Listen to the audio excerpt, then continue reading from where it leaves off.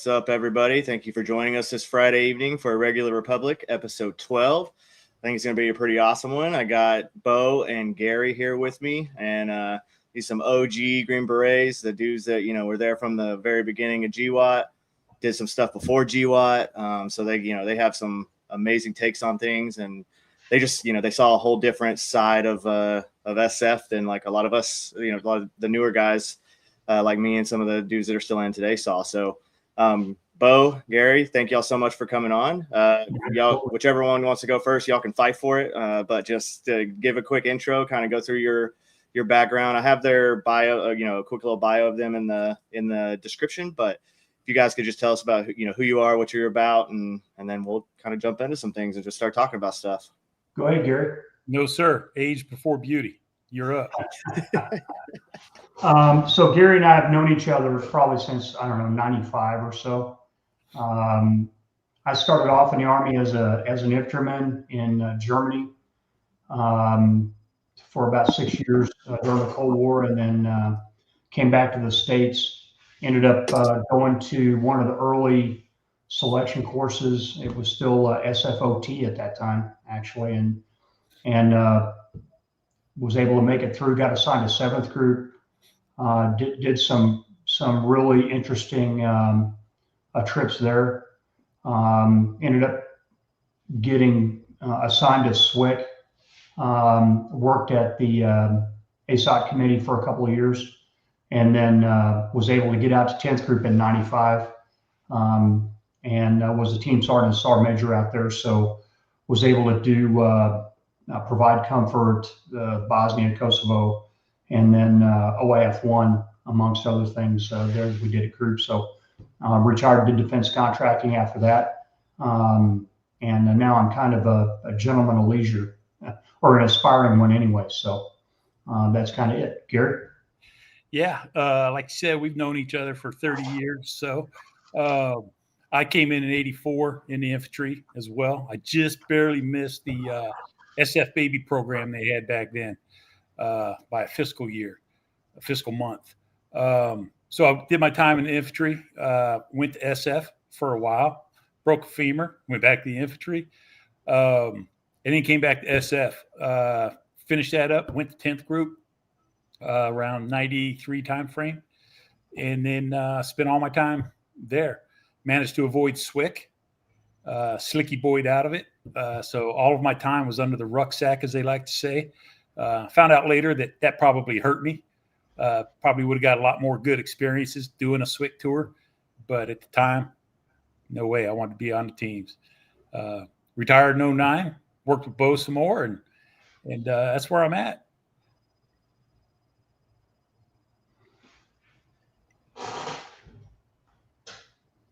You're silent. Yep, you're muted. My bad. I was talking about the broadening assignments are supposed to kind of help your career path if you're a person that cares about that stuff. I was never one that really cared about that, but yeah, man. Well, that's awesome. It's awesome to have you guys on. We've interacted here and there on X for quite a while, and seen the stuff that you guys put out and love it, and it's great. And I was like, what, I need to get these dudes on and let's just talk about some things. Talk about what everything's going on, today with the Iran war, if you call it that, how it's kind of like quasi, it's toned down, right? But it's like still going on, but we're not telling Congress. So, and then just, all the craziness, you've probably seen the craziness with that dude that just got arrested for shooting somebody and all the stuff. So, there's lots of topics to discuss, but, what I want to do, I do want to start with kind of Iran, since that's kind of fresh, and kind of get your guys' take on, just the great power competition that is really what I believe is the main focus of that conflict. Is obviously there's objectives within Iran that are important to the United States, but I also think that there's a lot more to it than that, and just kind of want to see what you guys think about it. Well, I think you have to view it through the China lens. And I think you have to look at Venezuela and Iran both through that lens. And it's precious, right? indirect pressure on them, even though it may be kinetic on the ground in various places. It's applying that pressure to them economically. And I think a lot of people lose sight of the fact, if you want to talk about dime or whatever model you want to use, that it changes the equation in a big way. And I don't think that the summit in Beijing is an accident. And I don't think the timing of that summit is an accident either, right? And so, for me, when you think about competition, we're really changing the chessboard in a way by what we've done both in Venezuela and in China and Iran. Yeah. I'm with Bo. I'm reading a lot of it. I'm absorbing a lot on X, and that's what's so great about X is it takes me into this higher level thinking and opinions and insight into that kind of stuff. Whereas I'm thinking on Iran, I'm simple caveman. I want to see him bombed. I want that fixed. I want it solved, and I want them out of our hair.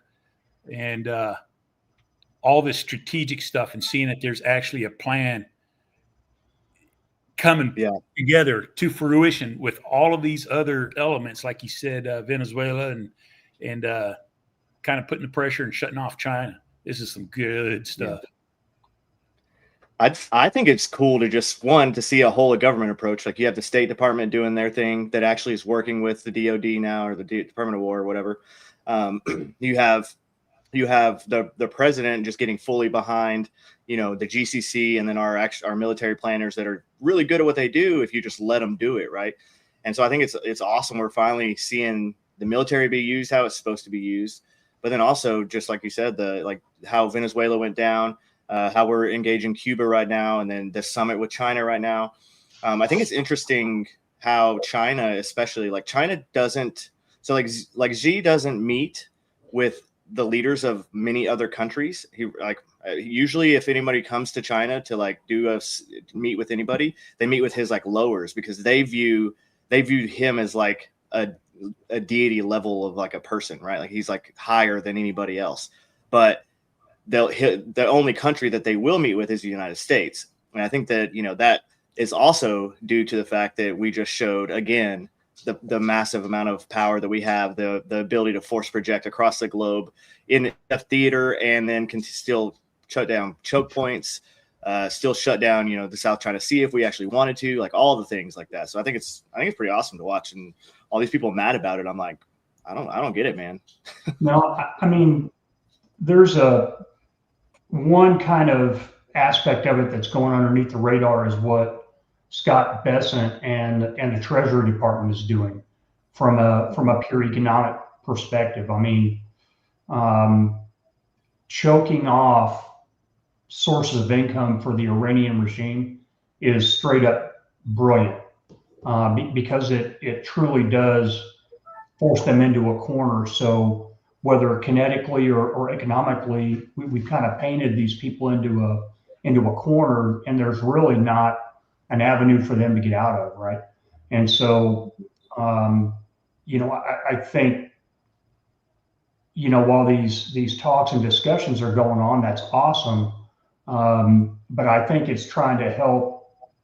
trying to help the Iranians come to the realization that they're done without having to do anything else. Now, who knows if that's going to be effective or not, but I think that's pretty cool. I like what you said, when you said you're seeing the whole government approach, and I'm going to agree. That is very refreshing. I have not seen it in my lifetime, a whole government campaign and approach across the board. So that was pretty cool insight there. Yeah. The last thing I did before I got out was I managed the operational design course. It then changed to the regular warfare planning course. It actually didn't, that was right when I was getting out, when they were doing the name change. They were, you know how it all goes. There was an officer had the great idea that we weren't teaching irregular warfare enough, so we needed to teach more irregular warfare. And I was like, this course is 80% irregular warfare. We're just called the operational design course because we use the joint planning process through operational design and architecture to then create like theater level campaigns. So strategic, operational to strategic level planning. That's what it is, and it's focused on irregular warfare. But they were like, well, then we got to change the name of it. And I was like, well, okay, that's fine, whatever. But one of those things we learned in that course, and one of the things we taught was how, the JPP is supposed to, put everything together, and then you have that whole of government approach. And like you said, I hadn't seen it actually happen before. It was one of those, like, it was more like a theoretical thing because we're teaching this, but we're like, yeah, but it doesn't really work because like the State Department's always going to do its own thing. The intelligence community is always going to do its own thing. The DIA is going to do a different thing than the CIA. And so then now you have all these issues like with the reporting there and how you're going to actually plan stuff. But I think, I mean, they've obviously overcome a lot of these issues since, even then, that was like in 2020 to 23. So they've obviously overcome a lot of those issues right now because the JPP, the joint planning process, seems to be working pretty well for them right now and for the whole government approach like that. And I mean, Rubio's killing it. Like you just said, the economic side is killing it, with what they're doing.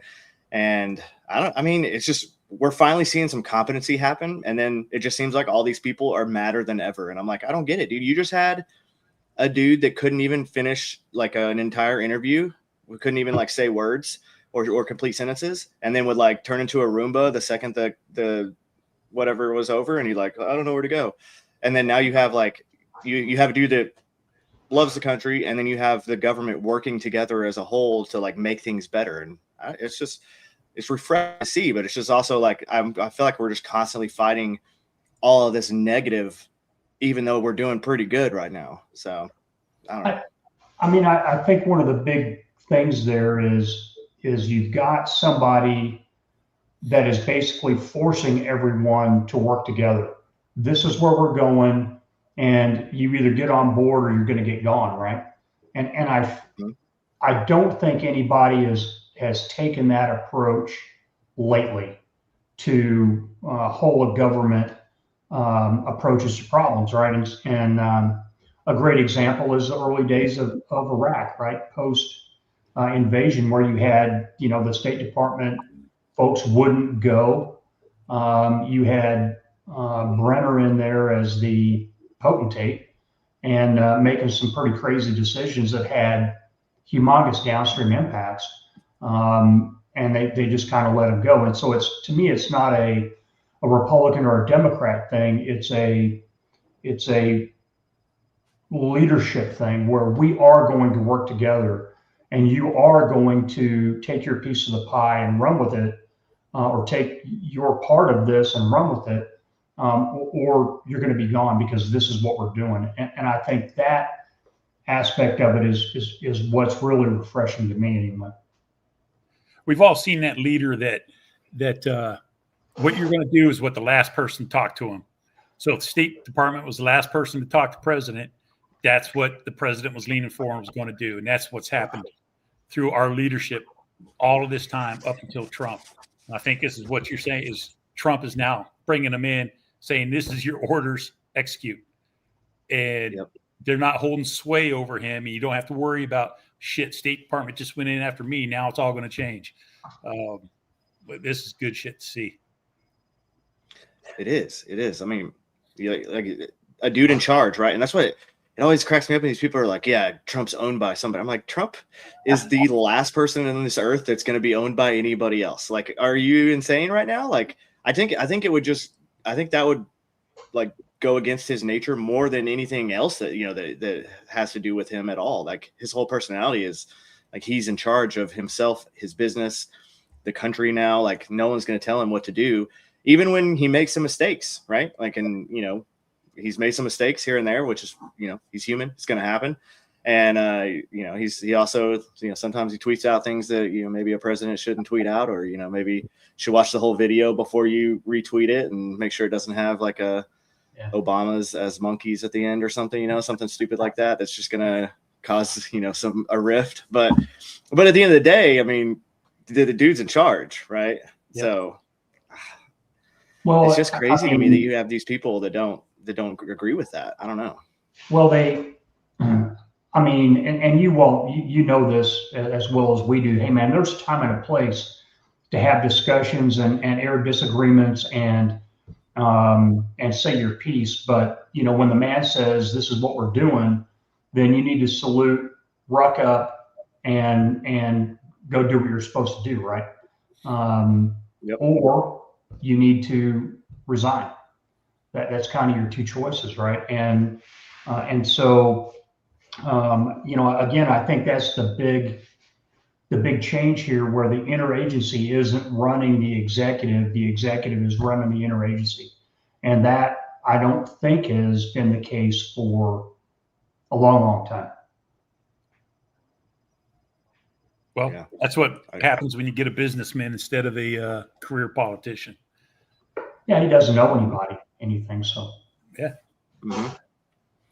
Yeah. I mean, he has his own money, his own assets. Like, he doesn't need the salary. He's not doing it for that.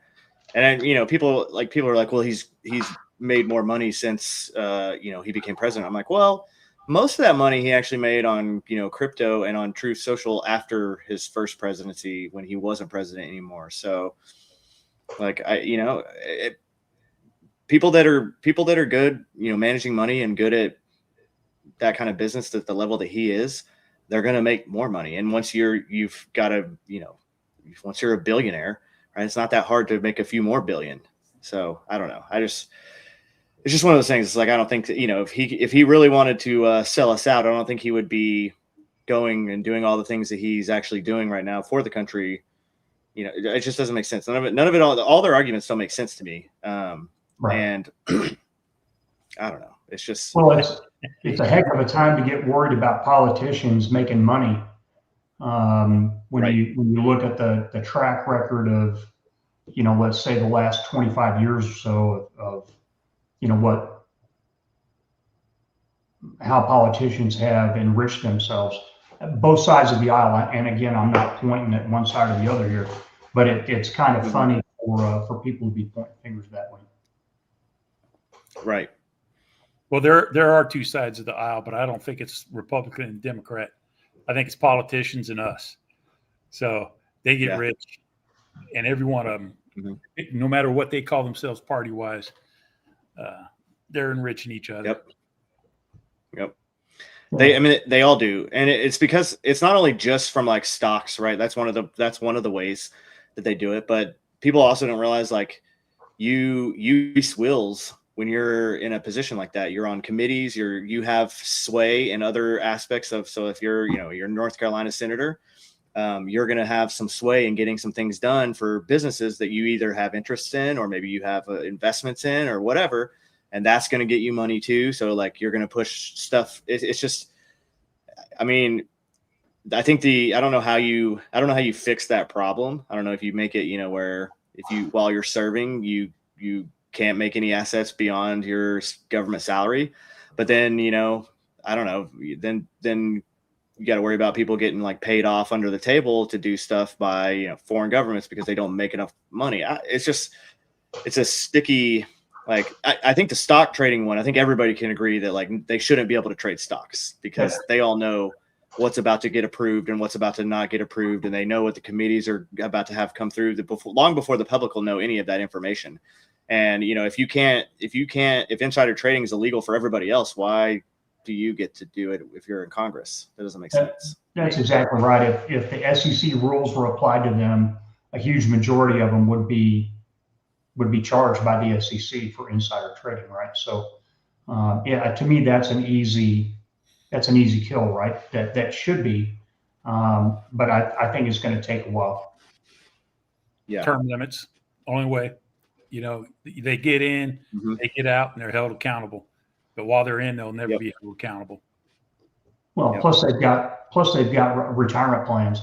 I'm not sure why our politicians have retirement plans. Yeah, that doesn't make sense either. No. At least not to like me. How one of them, stayed in till 5 years and 2 days. Is it 2 days or 3 days? It's literally right after the cutoff to get your pension's 5 years, and then resigned right after 5 years. I think we all know who we're talking about here. Let me show you some age here, because Bo will know what I'm talking about. Billy Carter. Was it Billy Carter? President Carter's brother. That was the scandal back in the day, because President Carter's brother made a few dollars off of his brother. Billy Beer. Huh? Off of Billy Beer. Yeah. What? Billy Beer. He was selling Billy Beer because he was the president's brother, and that was a scandal back then. Now you have dudes. We're pretty far beyond that now. Oh, you have people making millions now, millions and millions. It's insane. 100%.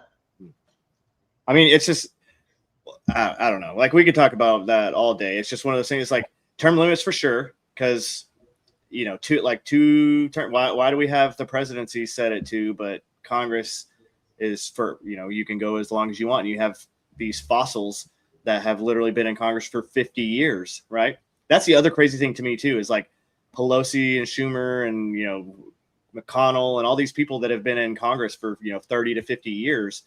And then they're blaming the problems on Trump. And I'm like, bro, you've been in here for 50 years and you've done nothing but make things worse. So like the guy that's been in for 6 years now, or almost 6, not even 6 full years now, he's not the one that made all the problems. I'm sorry to tell you that. Trump is there because of them. Yeah, you're right. So I'm a firm believer that 2016 was a shock to the establishment, that they thought they had it in the bag. Yep. They thought Hillary Clinton was going to win in a landslide. There was zero chance that, because if you remember the field back then, you know, before Trump really kind of took over the Republican field, it was kind of, I mean, you had some decent people running, but they weren't established enough yet to really, you know, like, we didn't know how Rubio was going to be, right? We didn't know, he didn't have as much experience as he has today. We didn't know how and he had Jeb Bush, and of course, he was just Jeb Bush, right? And he would have been just like every other Bush. And so you had this, like, it was just kind of one of those things that was like, man, we're definitely going to lose. Like, we just had 8 years of Obama, and we're definitely going to get Hillary Clinton now. And then Donald Trump swoops in and like steals it from him, and everyone was like, well, I still remember we were in Africa. We were in Africa when he won that election. We were actually, our team was on a movement from like south of Niger. We were going up to a different camp, like up a little farther north in Niger, and we stopped at a French Foreign Legion like base, but they didn't have anywhere for us to sleep, so we were just like on cots out under the stars. And I remember waking up in like the middle of the night and like checking my phone and saw that Donald Trump won, and I woke everybody up, and we were all like, everybody woke up and we just partied. I think everybody like such a shocked at that, except Donald Trump. Right. Holy shit! What a great time. Yeah. What a great time. It was great. It was great. So yeah, I think that kind of put a wrench in all of their plans. And so I've had some interesting guests on. You know, I had a girl named SK, and she's been doing some of the research and all that with Data Republican, and the stuff that they found about the NGO ecosystem that has, you know, that was, you know, really started getting crazy, you know, under Obama. But it really started. I mean, it started under Bush, and just because, you know, the whole Bush administration was so focused on GWOT that they were just kind of like doing the same Biden auto pin type thing for everything else. They were just like, okay, well, if you think this is right, we'll let it go.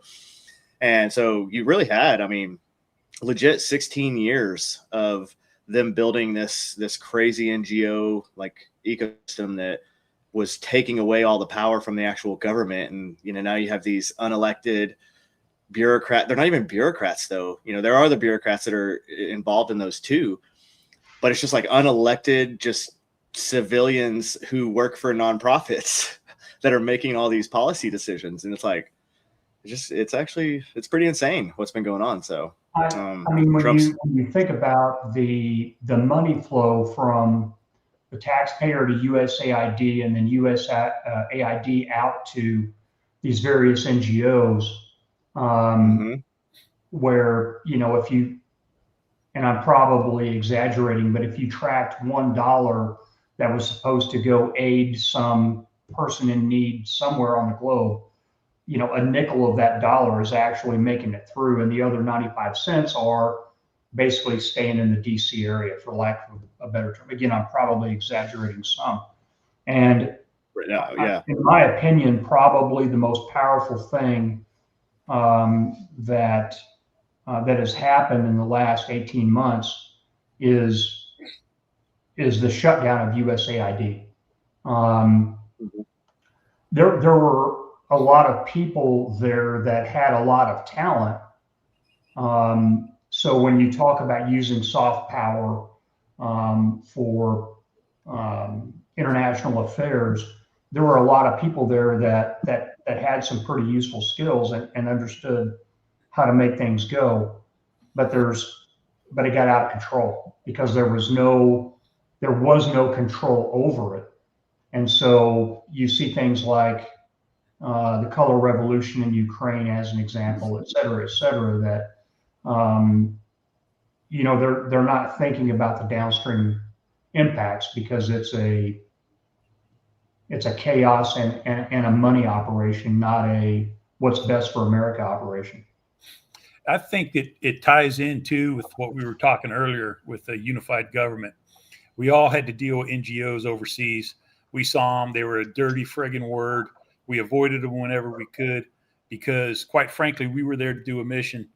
And NGOs were beside us thinking they were in charge of something, doing their own thing off to the side in Bosnia, everything like that, and in no way pulling along with what the rest of the U.S. government was trying to accomplish, And you see things like the friggin' gay rights for embassies in Congo or whatever, just pulling completely away and having no social skills in the country they were operating in. Yep. Well, they're kind of like the middleman third party for dealing with all these foreign governments. And then they're taking a huge cut out of whatever this deal was with these governments, and these governments don't want to deal with them. They would rather deal directly with the State Department. But that's under that precedence that was set under Bush and then Obama, and then really under Biden, it just went even crazier. They're like, why do I have to we're supposed to be getting this much money, but then it has to come through this nonprofit, and then that comes to us. But obviously a ton of it's been shaved off by the time it even gets to us. Like, why do we have to deal with these people? So you're going to see some deals that are going to be going through now, nation to nation, instead of having this weird third party involved that you're right. Just like is pushing, all these gender, all the stuff that like a lot of these other countries just don't believe in and don't care about. And or definitely are not concerned with, right? Most of these countries are concerned with survival, especially like if we're talking Africa. And then, the Eastern Bloc countries that are worried about Russia, and they don't care about that nonsense. They want like realistic results. They want, agreements that are not just like made by some weirdo that went to an Ivy League school and now, works in this nonprofit and thinks he has all the power. I don't know. It's refreshing to see that go away. I think the USAID thing is huge that's gone. I think that initially the way it started and the thought process behind it starting, could have been okay if it would have been monitored and policed correctly and then used in the correct method. But yeah. No, if you want to go back to, let's say, the 1950s, 1960s, and competition, direct competition in some cases with the Soviets, absolutely. Why would you not want that tool in your toolbox, right? And I'm not going to be a Pollyanna about it and say everything that they did was great, but the Soviets were absolutely doing the exact same thing and trying to sway other nations. And so I think it was a solid concept to compete in the gray zone, if you will, to use a pretty worn out statement. Sometimes effectively, sometimes not, but I think it was a legit battlefield, for lack of a better term. And we all know that once the government establishes something, it takes on its own momentum, right? And so they had a lot of successes during the Cold War. Well, then what? So a humongous amount of things changed after 1991. And so, everybody's looking for a new mission, and I think that with their particular skill sets that they had, when you talk about the period of color revolutions and all that kind of stuff, I think it got sideways because they weren't aligned all the time with U.S. policy, and that's where it kind of went wrong. That's just my opinion, but that's what I think. When I read a lot of the accounts of people older than you, Bo, there's 5 or 10 of them that were in that, back in the Vietnam era. They worked together. Green Berets and USAID would go in on a united front and would get shit done. And, in an informal relationship, and everybody kind of had the same goal. And then when we got into Bosnia and northern Iraq, the Turkey area, it's like USAID came in and were on a power competition with us. We were taking a military approach that we had our orders, and it's like they were just going off meeting with people and handing out cash for no, specific goal, no coordination, anything like that. We'd see them come in, usually some chick, USAID chick would come in with a pile of cash. She'd come in and flirt with everybody in the MCC house, and then she would just take off with a bunch of Kurd guards and do God knows what. Throw money at hospitals, which meant hospital administrator or whatever, but no coordination. Yeah. I mean, it's one of those things. It's good that that's shut down at this point. You can't have an organization that has taken over its own, destiny, if you want to call it that, to do things that aren't in line with the current government or the current president, right? They're not in line with the NSS or the NDS that president's pushing forward, and they're definitely not in line with what the GCC commander of that, wants for that region either. So right. I think that's definitely.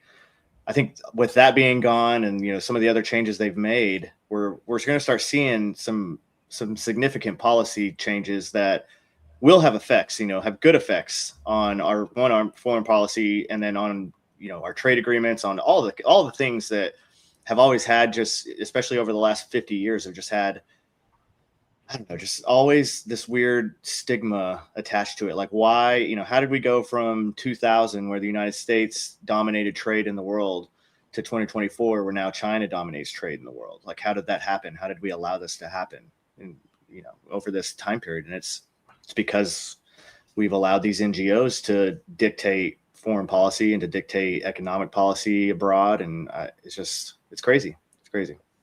Yeah. And some of it's ideological too. But I'm not sure that we had whole of government leadership across the board that had our nation's interests in mind.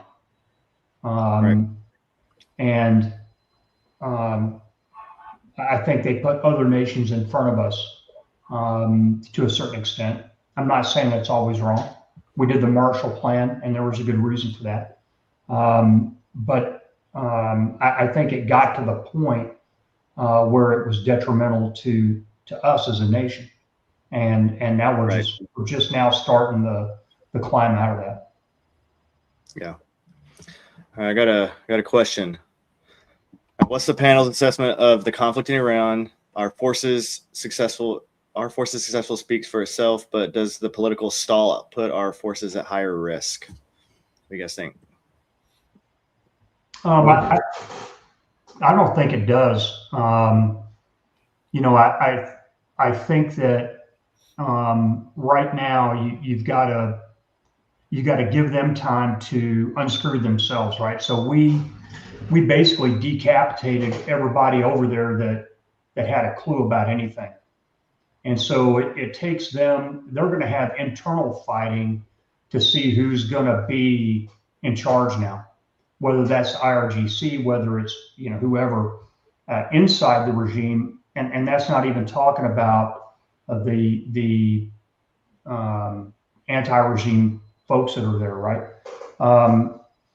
And so you have to let that, I think, germinate a little bit to make sure that you're talking to the right person before you go back in there.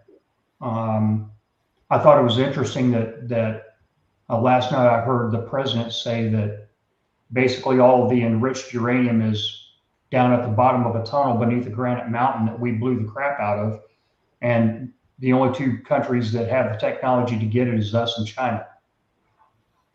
Okay, so what are we talking about here?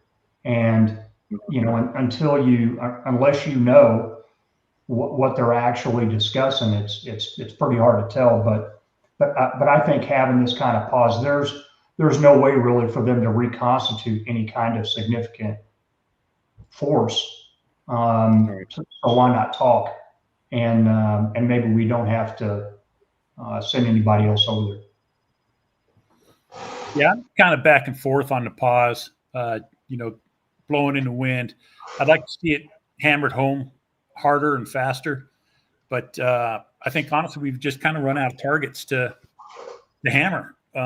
We really need to get into the Strait of Hormuz and just start using our shit on those little boats and get that open, and I'll be happy. But I'm hoping that there's still other things going on behind the scenes that we would no longer be privy to, that are continuing this forward so that the regime kind of gets changed. Mm-hmm. I always, so my UW mind in all of this is like, so before the bombings, before the 13,000 sorties in 33 days, right, which is an inordinate amount of sorties, and was it just the, we lost 2 aircraft in that, and all of that, which is insanely, like, it's crazy. The level of competency from all of that was just amazing. But you have, Iran was a completely denied area before that.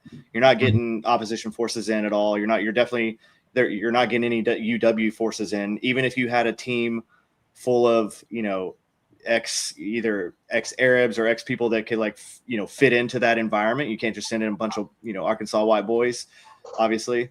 You still, they're not going to know, their dialect's not going to be exactly right. They're not going to have, they're not going to know the area well enough. Like, just all the things that makes UW very difficult in a very denied area like Iran was. So then you have this bombing campaign, and now UW is possible. So now, I'm not on the inside. I don't know anything that's going on. I don't know, what's, if there actually is, or if it's even us, or if we're just kind of helping assets that are from other countries that are doing things. But now the ground is open. Now there's a little bit, more, it's a little more permissive for these actions to kind of be taken, and for the auxiliary, the underground, and then eventually the guerrilla force to be built up that will be necessary for regime change if we don't want to send in a bunch of ground forces, which we clearly don't want to do. I mean, not only just because that's not the way Trump rolls, and it would be highly unpopular with the American people, but 2, it's Iran's a natural fortress of its own as a country. So it would be very difficult to get the level of ground forces in that you even wanted to. There's, natural choke points, deserts, mountains, all the things that makes it really difficult to do like a ground invasion like that. So I think that's kind of part of the pause too. I think, they're, one, like you said, they ran out of targets because, they hit everything that we had intel on, and that Israel had intel on, and that the Gulf states had intel on, and, eliminated those. And now, all their leadership's in hiding, and all the other capabilities that they have are all also tucked away in little mountains or hidden in different bunkers or different places that we can't find them unless they pop them out to shoot them off, and then we'll destroy them at that point. But, that's just a waiting game. I think there's a lot more going into it. And then again, the economic aspect of choking out their economy and dominating the Strait of Hormuz, like we have been with the blockade, and all that kind of coincides together for why we're seeing this pause. At least that's my, what I'm thinking is going on a little bit.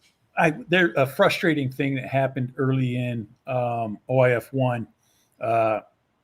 2 things. two biggest mistakes I think I saw was, of course, Bremer, banning the military and everything like that. We all know how that worked out. But not well known was the MEK, anti-Iranian forces, very well organized inside Iraq.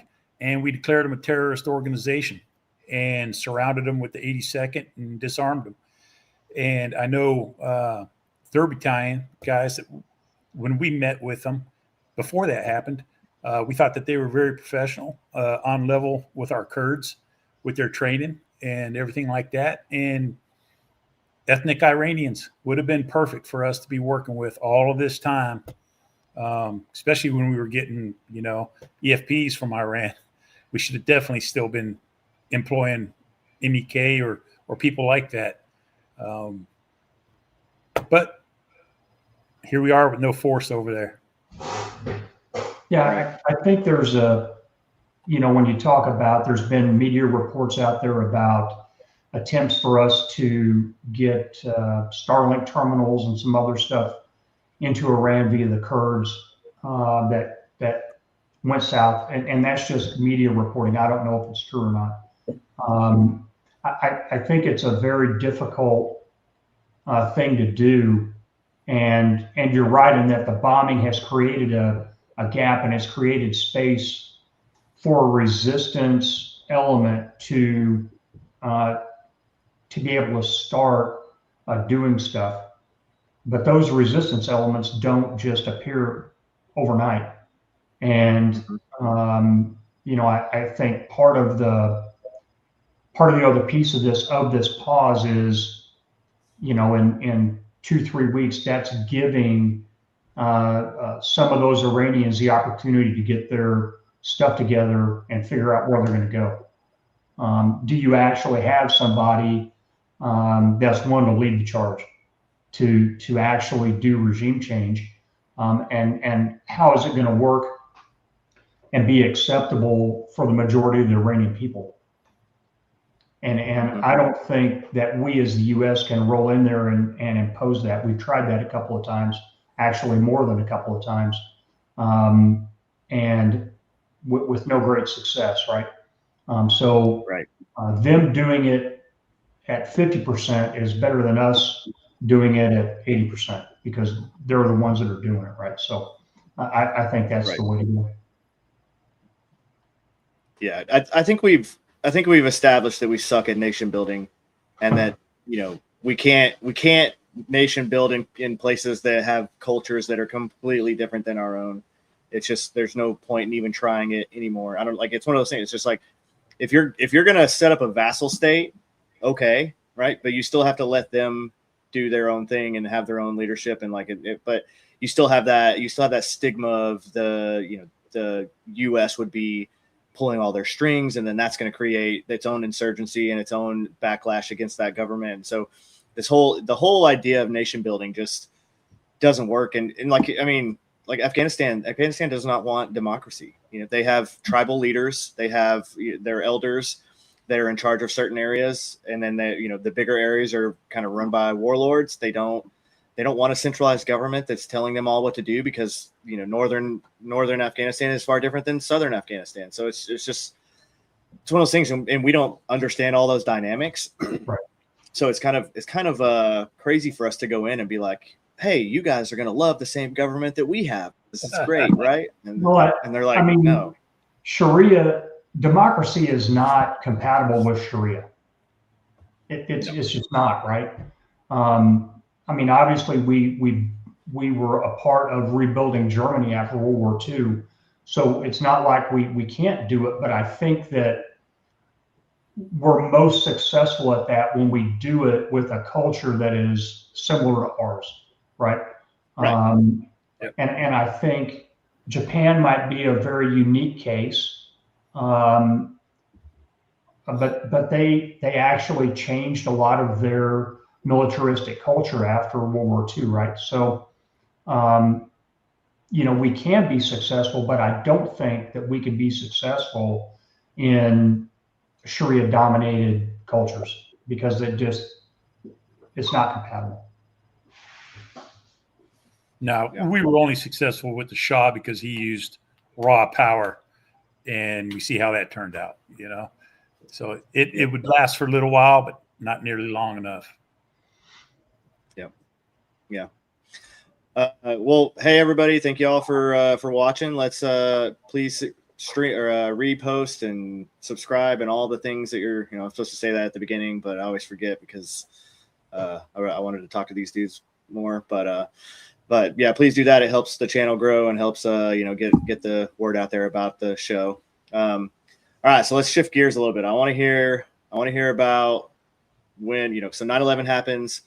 What are the shifts? How did everything change from what you guys were doing pre 9/11 to afterwards, and then once we go into Iraq and how that all kind of just some. You don't have to go through every little detail, obviously, but kind of give us some background of all that and how that went and how crazy it all was. Well, I mean, generationally, when you talk about generations in SF, and Gary and I are sort of the same generation. Obviously, I was a little bit before him, but prior to 9/11, there was a lot of single team missions, and you would go to wherever, Venezuela, you'd go to wherever in Africa, and there's no cavalry, there's no QRF, and you had to figure it out. And our plans were real because you never knew what was going to happen, right? I think as technology increased on teams, when I first got to the team, we didn't. I was telling you earlier, we didn't even have a laptop. We had 2 night vision goggles per team. We didn't even have our own assigned machine guns. And so it was truly force multiplication. The teams, we had 5 teams in our company in 7th Group. For the majority of the time I was in that company, and each team had about 8 or 9 guys on it. So, when you talk about things like ghost teams and undermanned, I mean, that was how it was, right? And so you just went and did your stuff, and you did it the best that you could. And but rapport with whatever indige you were working with was absolutely critical. Again, there was no QRF coming to save you. I think when I got to 10th Group in 95, I started really seeing a change. And that's because Gary and those guys had been doing company level deployments for quite a while to provide comfort to Italy for the CSAR mission over Bosnia. And to me, it was, I'm like, holy cow, man, we're going, in this big of a group. Yeah, that's what we do. Okay, got it. And I think that I saw a different mentality in people just because of that difference in employment of the teams. I was a company SAR major. Our company was deployed to Kosovo when 9/11 happened. And we actually got back to normal operations within 3 or 4 days after the event, where the people that were back at Carson, it was months before they got back into any kind of normal battle rhythm. And so, and Gary, you could probably pick it up here, but I don't think that we really manned and equipped ODAs to even sort of the level that they are today until probably 05, maybe 04, 05, maybe 06. Yeah, we were getting there. 99, 2000, we really started putting emphasis on changing the teams. But prior to that, man, our kit was exactly what the rest of the Army had. We had maybe better cold weather gear. That was it. That's what made us special. Was we had the Patagonia and better sleeping bags than the rest of the Army. Other than that, we were wearing Kevlars, LBEs, all that other kind of stuff. And I liked it because we needed to be on the level with the guys that we were training and working with. So it worked for us. Like Bo said, we did a lot of singleton team events. You went out, you did your own training, you met with the country leadership and went and did your own training thing. And you would go 3 years in a company without knowing half the guys in there. You'd be like, oh, you were in Charlie Company at that time? Shit, what team? I never saw you, man. Because we'd be bouncing in and out so much, you wouldn't know. Still to this day, a lot of guys are like, hey, you remember so-and-so? I'm like, nope, not at all. And then, crazy. Like Bo said, we started to get into the company rotations, doing a lot of CSAR in northern Iraq, those missions. So we started to go as kind of a half company or almost a full company over on these. And that really kind of geared us towards what was going to end up coming just by accident.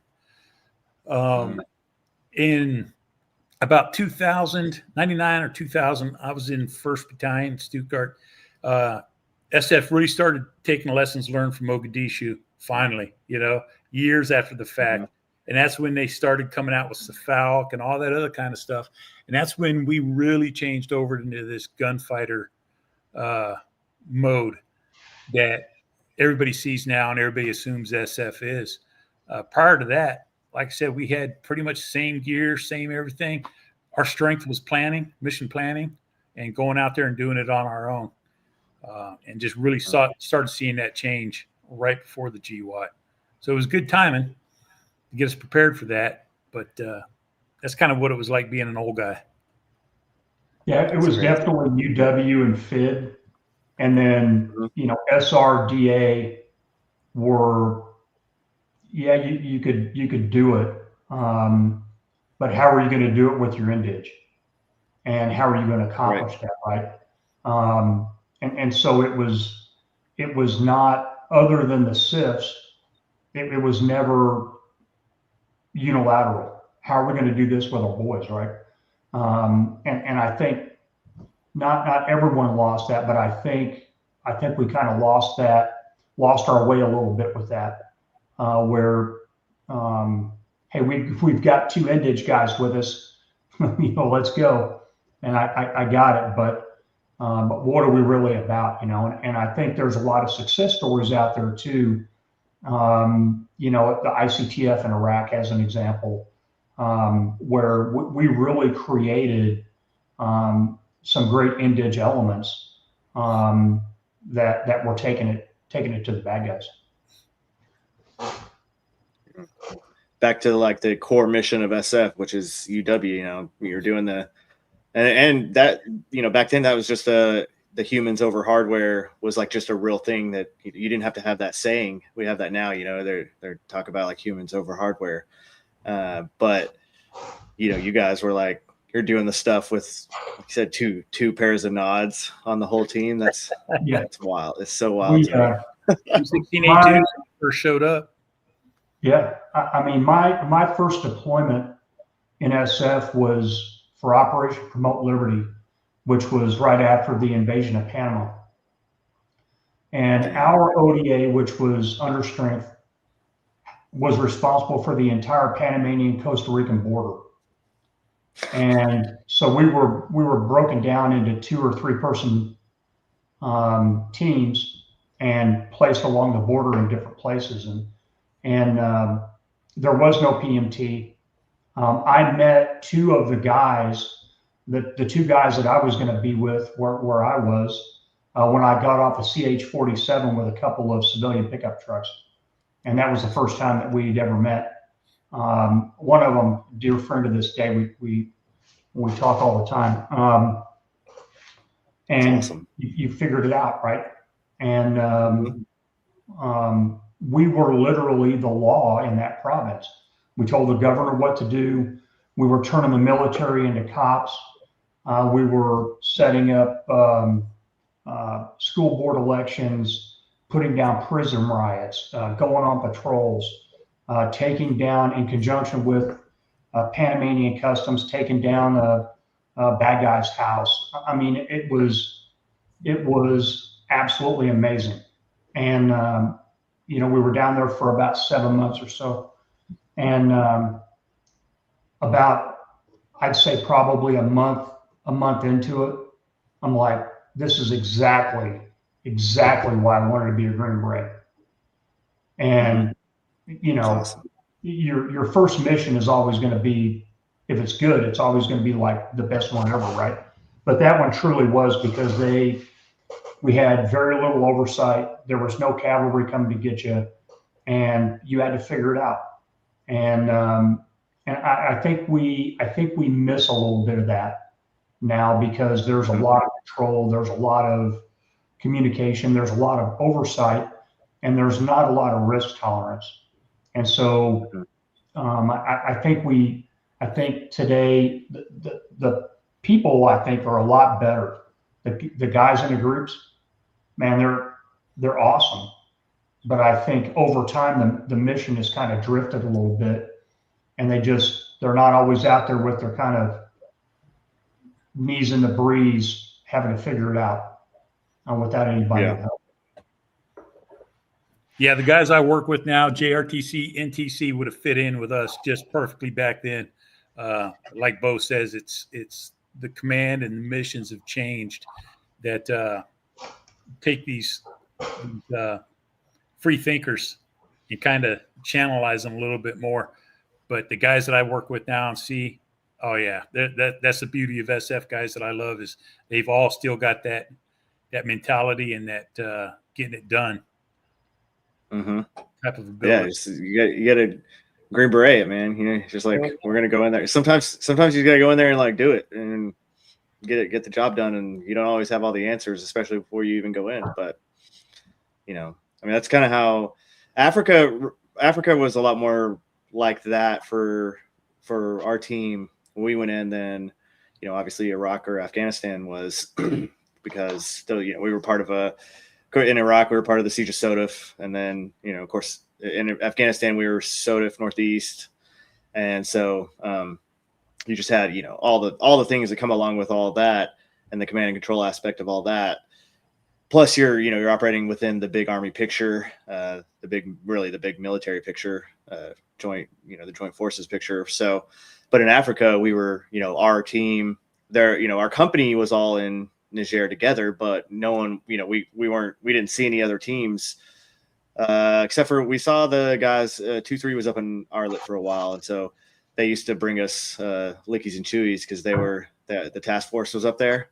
So they had all the good stuff. They had all the funding up there at their base, and ours, we just had, like, we came into our camp and we found out that the 10th group dudes, so I'm funny all for that. So, but the 10th group dudes that were there before us, they kind of they just like shut the camp down, and they went and lived in a hotel, because like they were like, why would we stay here? Because we can go live in the hotel. And we're like, all right, so we had to get the camp like back up and like actually start training back out there again. So, and you know, of course, doing all those things with, you have your op fund, but you don't have anyone else. There's no other, you know, the closest military assets to us was in Niamey, which was another, you know, it was like a 8 or 9 hour drive away. So you're not dealing with them. And then that's African roads. So, you know, there's something's going to happen on that drive. So it's going to be way longer than that anyway. But, you know, just kind of getting the things done. So that the Africa trip was definitely one of those that I was like, okay, this is what it's actually supposed to be like for SF dudes. Like Afghanistan was cool. Like, we were out of JBAD and we were doing period of darkness hits all the time for HVTs. And we were working with the NIV, right? The narco guys out of Afghanistan that were doing all the opium hits. And so it's cool, right? It's like cool guy stuff. But you're like fighting dudes in flip flops, and we have nods and, you know, all the tools, and they stand no chance. So it's just like, okay, like it's like playing a video game on easy mode. And so going to Africa was actually like, all right, we're like on our own. we gotta make things happen. We gotta find the local assets to get all the things done that we need to get done. So I do think it's going back to that mission set, like you were talking about, is important though for SF guys. Yeah, and I think there's some guys that are, you know, that still want to do DA, and that's what they, you know, that's their thing and that's what they want to do. Man, I got it. I understand it. You know, it's cool, but you know, how do you get your Inditch to do that for you? And to me, that was always the primary thing. It ain't about me, it's about them. And I think one of the big changes that we saw over time, you compare it to like the guys that were down in El Sal, you know, they weren't allowed to accompany their partner force on operations. They had to stay on the base camp, wait for the partner force to come back, debrief them, and then try to figure it out, right? And that's a tough way to try to do that mission. And even with a more risk-averse Army, I don't think we ever necessarily went to that level of restriction, and for the modern day guys, and I think that's a great thing. Mm-hmm. Yeah, I got out, and you know the GWOT was still going full form. So when I got out, I was that old guy going, "Harumph, we need to get back to our UW roots and everything we've been describing." And then started talking to my guys in 10th group, started going to Africa, like you're saying, and I knew that SF was healing. It felt good to see that those kinds of missions coming back again, and guys turning down going over and door kicking to go do these other single team missions. Yeah, I agree too with what you said about the command, the risk, the risk intolerance that they have for everything. And that's like UW is one of those things that it's inherently going to have risk. You're not, you know, I mean, we have technology today, so you know, reporting and all those things is a little bit easier, even in austere environments. But you know, you also got to be able to just, hey, we're going to put this team in, and we're going to let them do their job. We're going to let them train up a guerrilla force like they're supposed to, you know, or train up do IDF or FID or whatever. And it's just one of those things. It's like we have to get back to that. That's our bread and butter. That's the whole reason for our existence. Like if we're just going to become a DA unit, then like we already have a bunch of DA units that are really good at what they do, right? So like yeah, we can do DA, like you said, like that's fine, but we should be doing it in a way so that our partner force is the one actually doing it. You know, I know it's funny because like most of us are type A, like we're the ones that want to be like, I want to be the first one in the door, right? Because you know I get to choose the corner then, and then I'm in charge, and it's great. But you know, at the same time, like, hey, this is their country, right? They're fighting their enemy, or you know, it might be an enemy of ours too, but they're the ones fighting in their country. So let's let them kind of kick the door and go in and use the training that we gave them and complete the mission that way, a little bit safer, right? So absolutely, and I think, you know, when you look at, you know, the modern environment, you know, I don't care how good of a language speaker you are, you're not fooling anybody. Yeah. I mean, if you're from New York City, you're not fooling anybody in Alabama, right? It doesn't matter. And in today's environment, you know, the days of 12 guys hiding out in the woods on a hilltop with their G's is over, and it's been over for a while, right? And so, how do you then do that?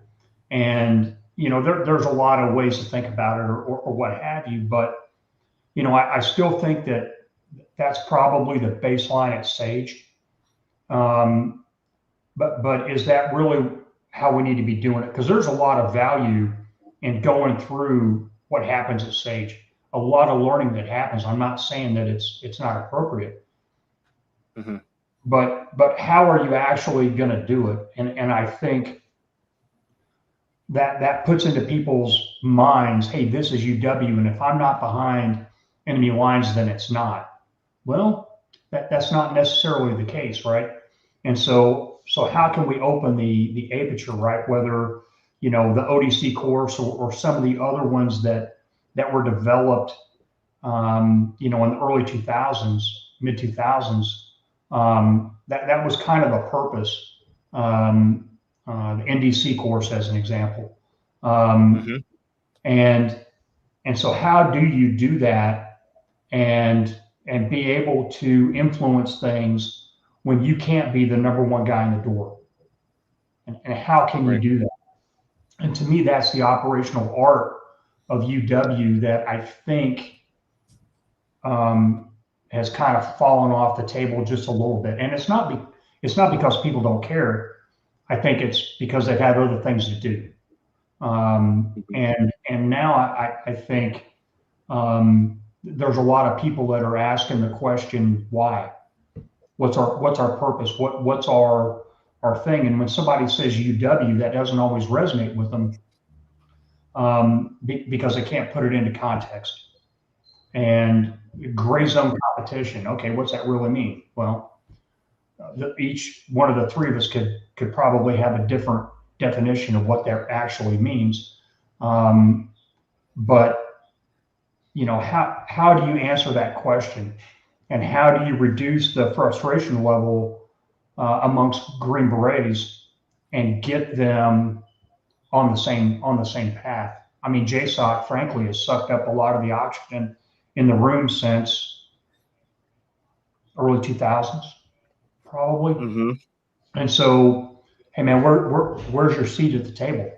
Well, hey dude, a lot of the chairs are taken. You know, what are you going to do? And I don't think that we've done a great job at answering that question. Yeah. What you think, Gary?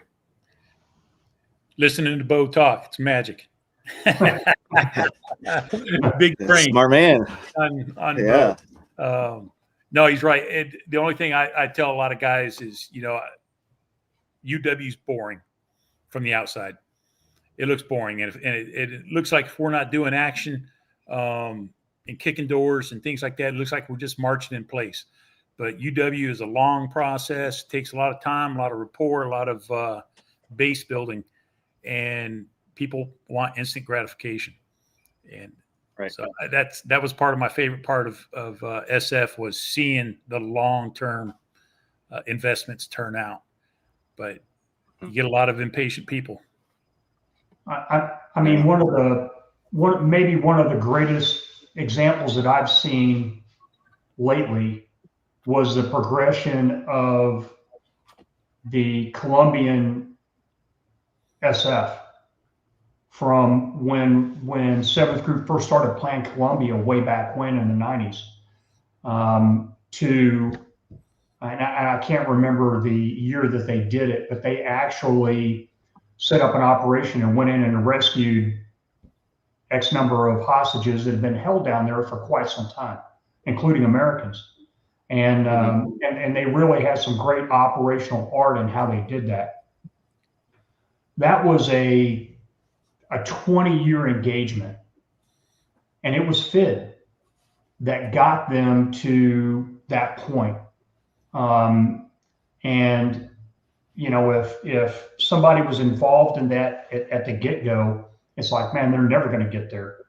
And then fast forward through all those engagements and look at what they were able to do on their own. And to me, that's a perfect kind of encapsulation of the time that it takes to build capacity sometimes.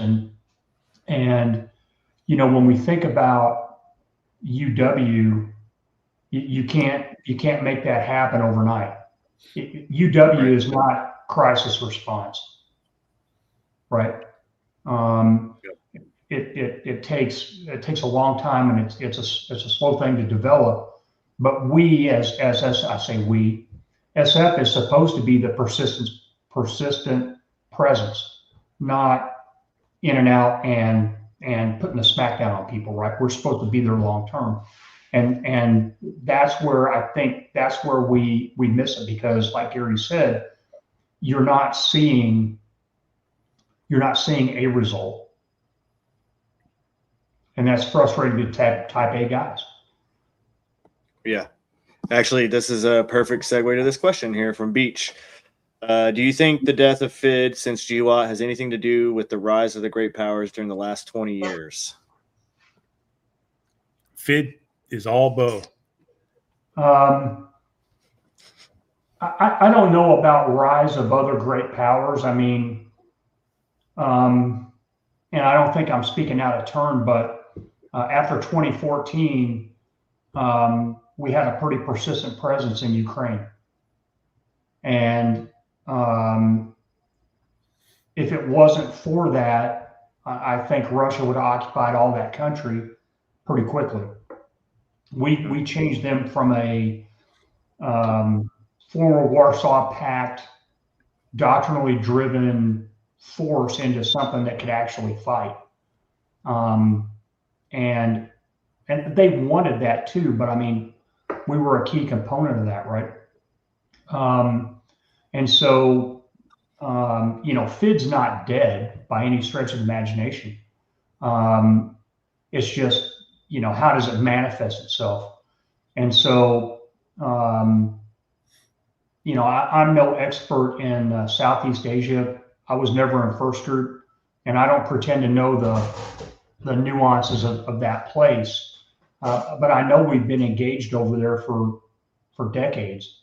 Okay, what's that impact? Yeah, I can't tell you. Again, it's not my area. I'm more of a Europe kind of guy, but all the things that we've done along the Eastern Rim countries in Eastern Europe has borne fruit, and that's all been fed. So it hasn't gone away. But sometimes those great powers, you've got to have raw power there to stop them. Indirect things aren't going to stop them. You've got to have raw power to actually keep them from doing stuff. Yeah, 7th group was always doing FID, and they called it FID, and that was, their bread and butter. 10th group really never called anything they did FID, but like Bo said, they've been involved in Ukraine. I started going to the Czech Republic as soon as the wall fell, and we were doing JSETs. Most people are familiar with JSETs, and they were basically the same as doing just really short-term kind of FID, bringing these European. When we first got to the Czech Republic, their army their display to us was still getting online, putting the AK or the Czechs use the 58 SP-58 on their hip and firing full auto, taking a hill. And we started working with them and getting those engagements with the JSETs, and that just started bringing in the rest of the army and modernizing their force. And so now Russia does have to take that look and say, hey, the Poles are friggin' definitely nobody to mess with. The Czechs. And like Bo said, the Ukrainians probably would have collapsed easily within those first hours. If we hadn't been there, it would have been Russians fighting Russians. Same deal. Yeah. I mean, that's what we were doing in Africa. It was a JSET, JPAT, and we're not calling it FID, but we're calling that's pretty much what it is. One of the things that I when I went to SWIC and was managing that course, and I realized there's higher level orders for all of these things, right? Like when you're a junior, you're a dude on the team, which I was always the only medic. So I was like the junior and the senior all at once on my teams. So that was just kind of the way it was. But you're involved in the planning process a little bit, and you do your back brief, and you're like all the things, but like most of it's already kind of been done for you. The team's not planning that entire mission. Like there's little aspects of it that we're planning, but we're not planning the entire thing. And we've definitely, or at least I wasn't involved in looking at the higher level orders that were coming down and getting the the intent from that higher level order, or from the strategic level, then now to the operational level, and then now down to the tactical level, and working in that course. And I was like, oh dude, like we had this, when we were in Africa, we didn't really know why we were doing what we were doing. We didn't know why we were trying to train in the Bicos, to do whatever, right? We didn't have, and we would have known if we would have just looked at the orders and then, kind of altered maybe some of the things that we were doing. And it's just one of those things. It's like we were so into the GWOT into the, like, we're falling into this AOB under the SOTF, and now everything's already kind of dictated. Like, yeah, you're planning your individual mission at the tactical level, but you're not doing, like you guys, we're talking about doing the planning process all the way through to go into a country that you're going to have zero support in. You're going to have to do all of the things yourself. You're going to have to find everything from the local assets and so on and so forth. So when I was working on that course, I was like, dang, it would have been nice to have done this course before we went to Africa, because it might have changed, the way we approached a few things. And I don't know, it was just kind of one of those things that's hindsight is crazy. I mean, I think things like theater engagement plans, when you look at the TSOCs, right? And a lot of people bag on the TSOCs, but when you think about from their perspective, why are we even sending teams to a particular country? Again, to your point, okay. And if you could put that in perspective for the ODA, I think it would be a lot better, right? I did a couple of back-to-back trips in 7th Group into Venezuela, working with their Ranger School and their SF battalion, and awesome trips. On one of them, we were actually in Caracas when Chavez, who was in the army at the time, started his first coup attempt. We phoned home to SOC South. Hey, did you know there's a coup going on? But what was the reason? What was the impetus for that kind of stuff? And clearly it was, the FARC in Colombia and trying to prevent spread, increasing or improving their capabilities. So if Venezuela needed to go down into the border region, their guys would be squared away, right?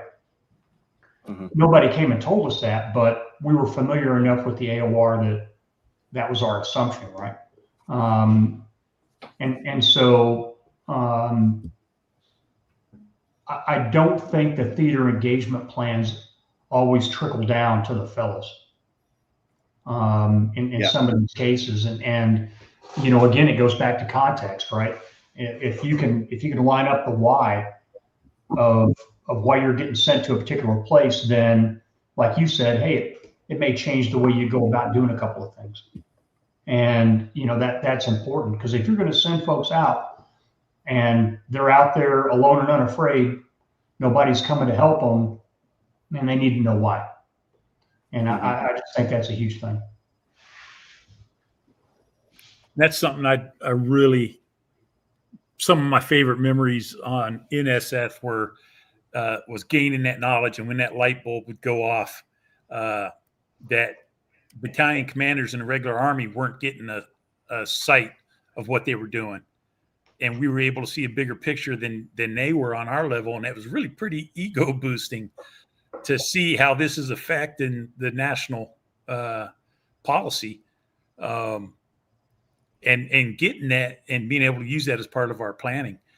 And so I try to tell that to guys every time I get a chance, is, hey, take a look at that bigger picture, because you are in a rare position that you can actually pull this down, analyze it, and go forth and do great things. Mm-hmm. Yeah, no, it's definitely key. I'm hoping that they're getting more, because again, getting out of that GWOT mindset of we're just going to go in and we're going to shoot the bad guys in the face, to, hey, we actually have, we have a problem set that is going to take more than just us going in and doing DA, right? That might not even be a part of the mission set at all for this. Especially, I mean, we're, SF's in about 80 countries at any given time, and 9% of those are not combat related missions. They, in the sense, they're training, right? So, but you're not direct kinetically doing combat operations. And so you got to get into the mindset of understanding, like you said, the TSOCs, understanding, that higher level, the theater level campaign plans and what's going on there, especially now with how the whole government's actually working together. Like, now's the perfect time to like, hey, what really needs to get done in this country and how is that going to fit into the, to the theater or to the greater region, or to the GCC's plan for this. And I mean, like you said, like, it's insane to think about it, but SF presence in Ukraine likely kept Russia from rolling that entire country, which is, that's wild. That's a wild thought to have. Like, and it's not even that's not tooting the horns, right? That's just legitimate. Like, we have the capability to modernize fighting forces to where they can go into combat and actually be very effective.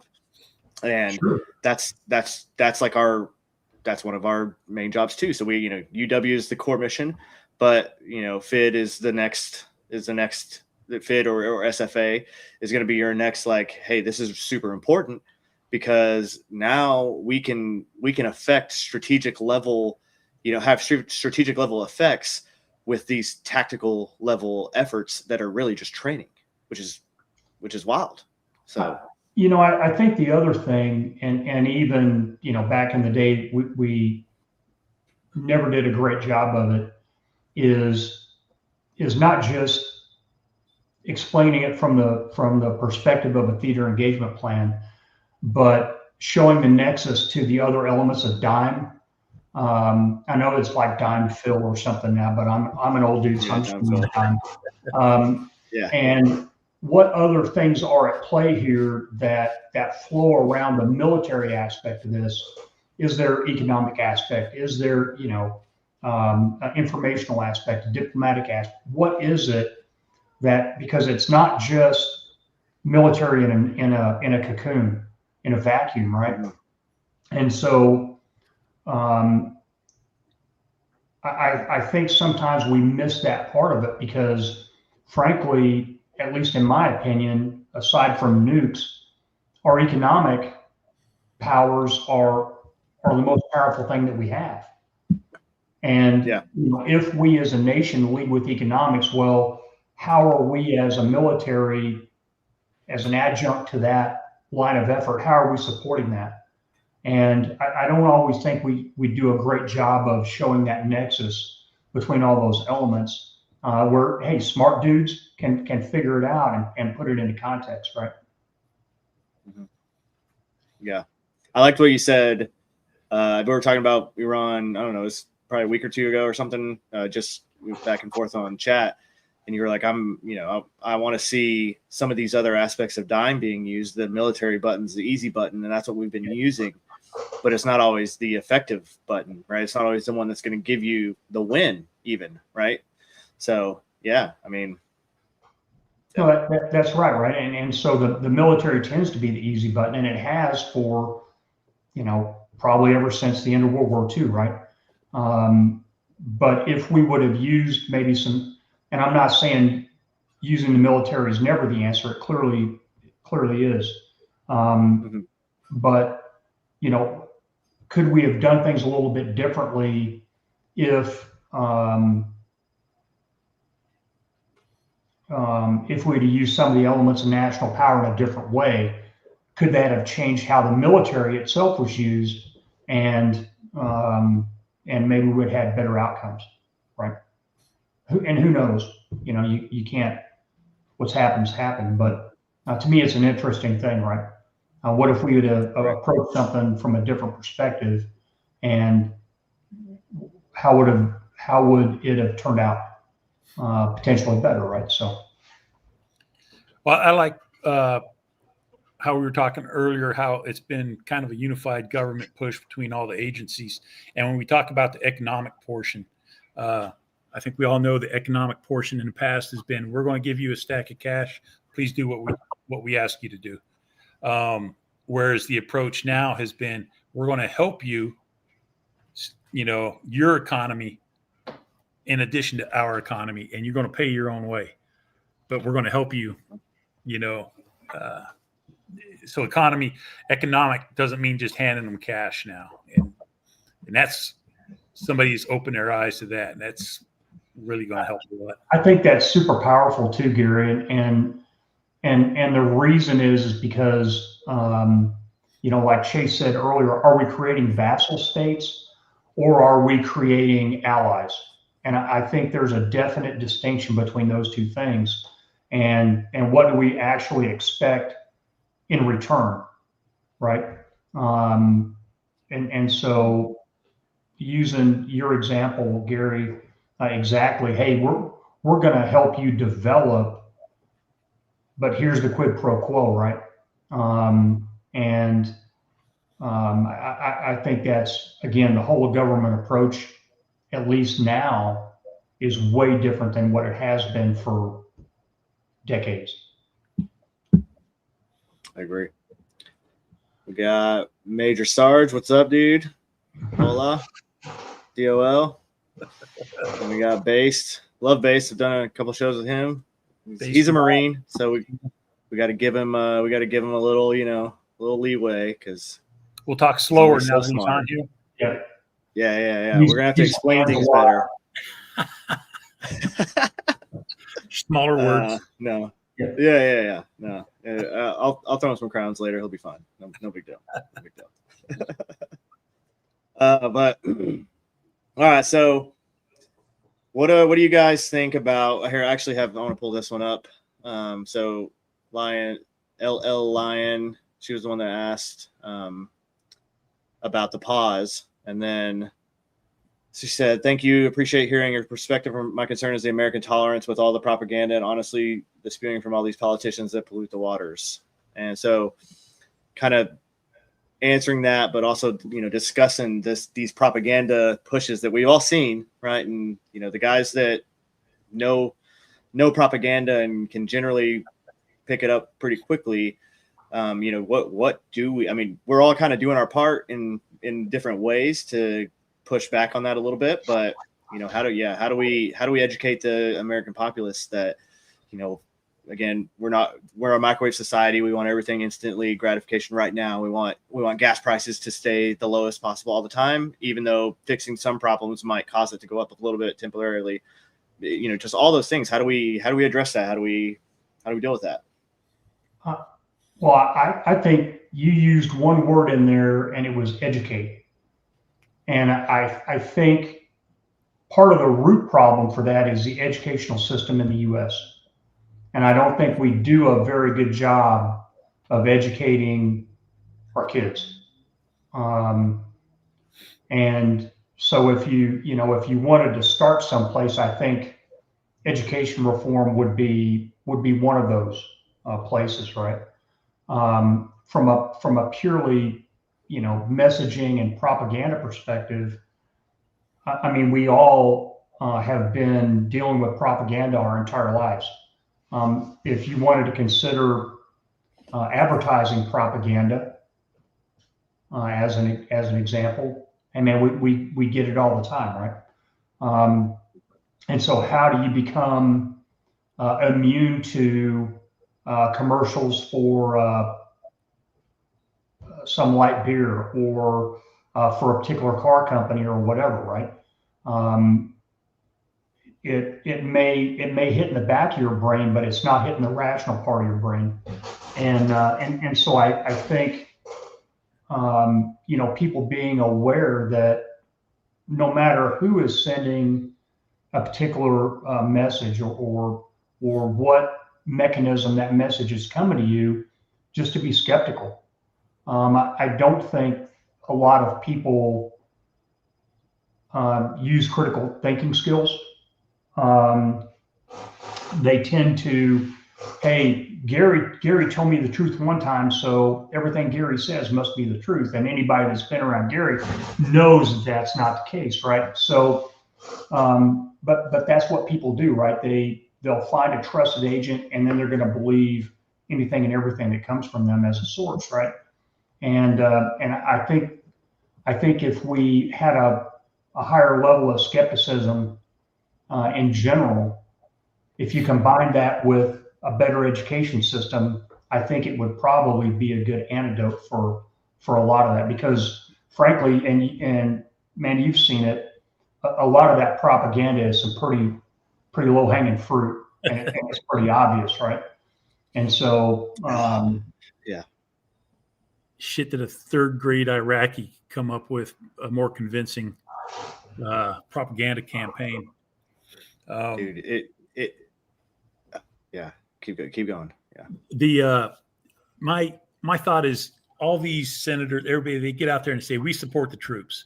The way we're going to show support for the troop is we're going to deny the Iran war. We're going to, diss on Trump the entire time. Republicans are doing this. Democrats are doing that.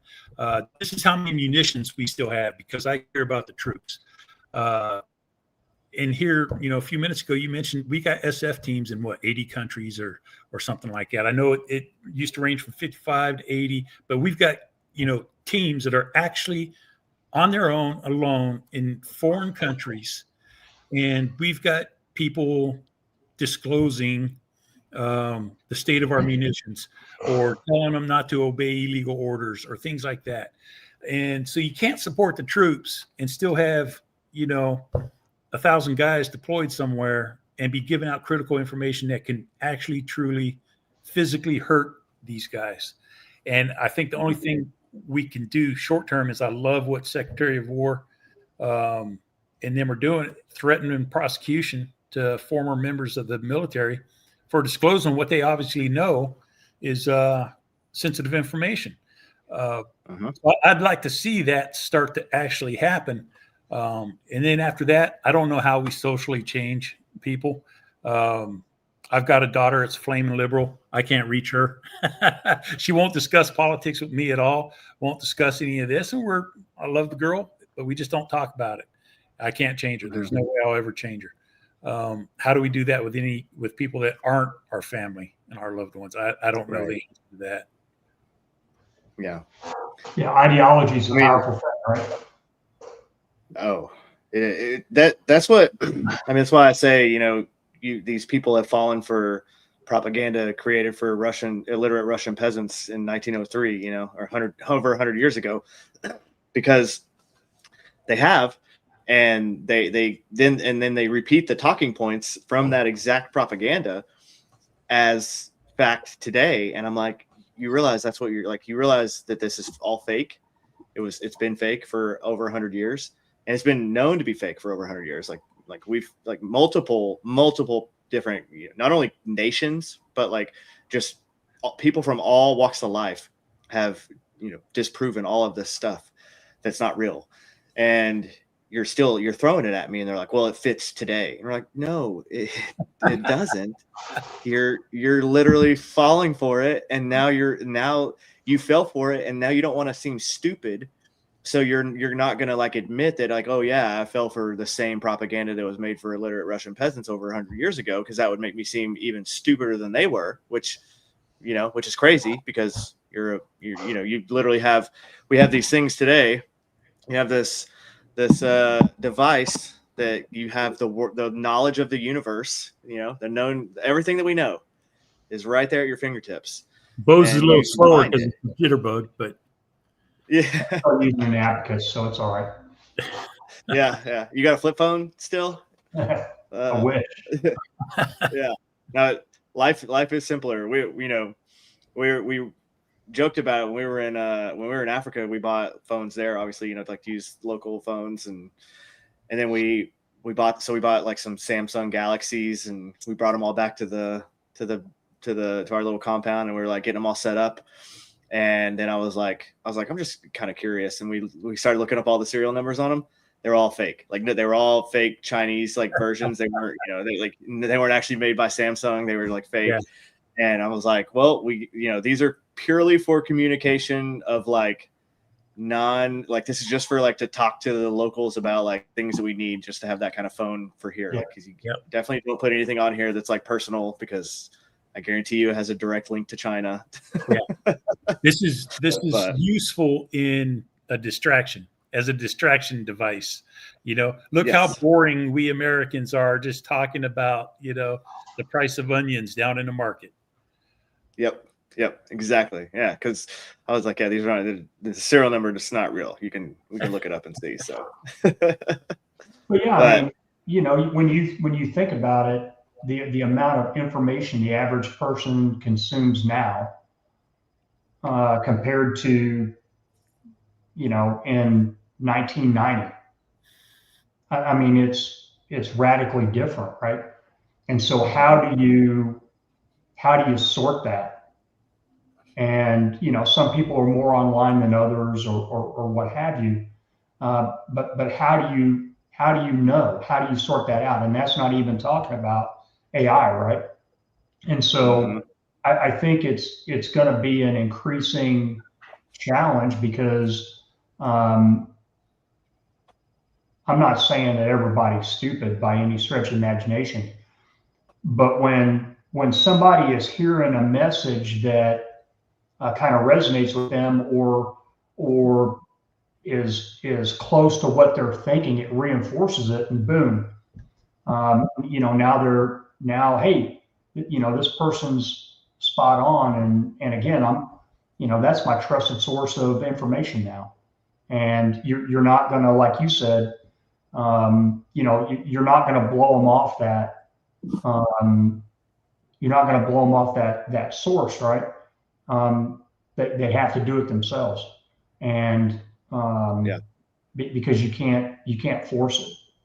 Well, that means it takes a lot longer for the truth and the facts to come out, right? So a humongous challenge. I have no clue how, again, other than starting from the beginning and educating people better. I don't know how you do that. Yeah.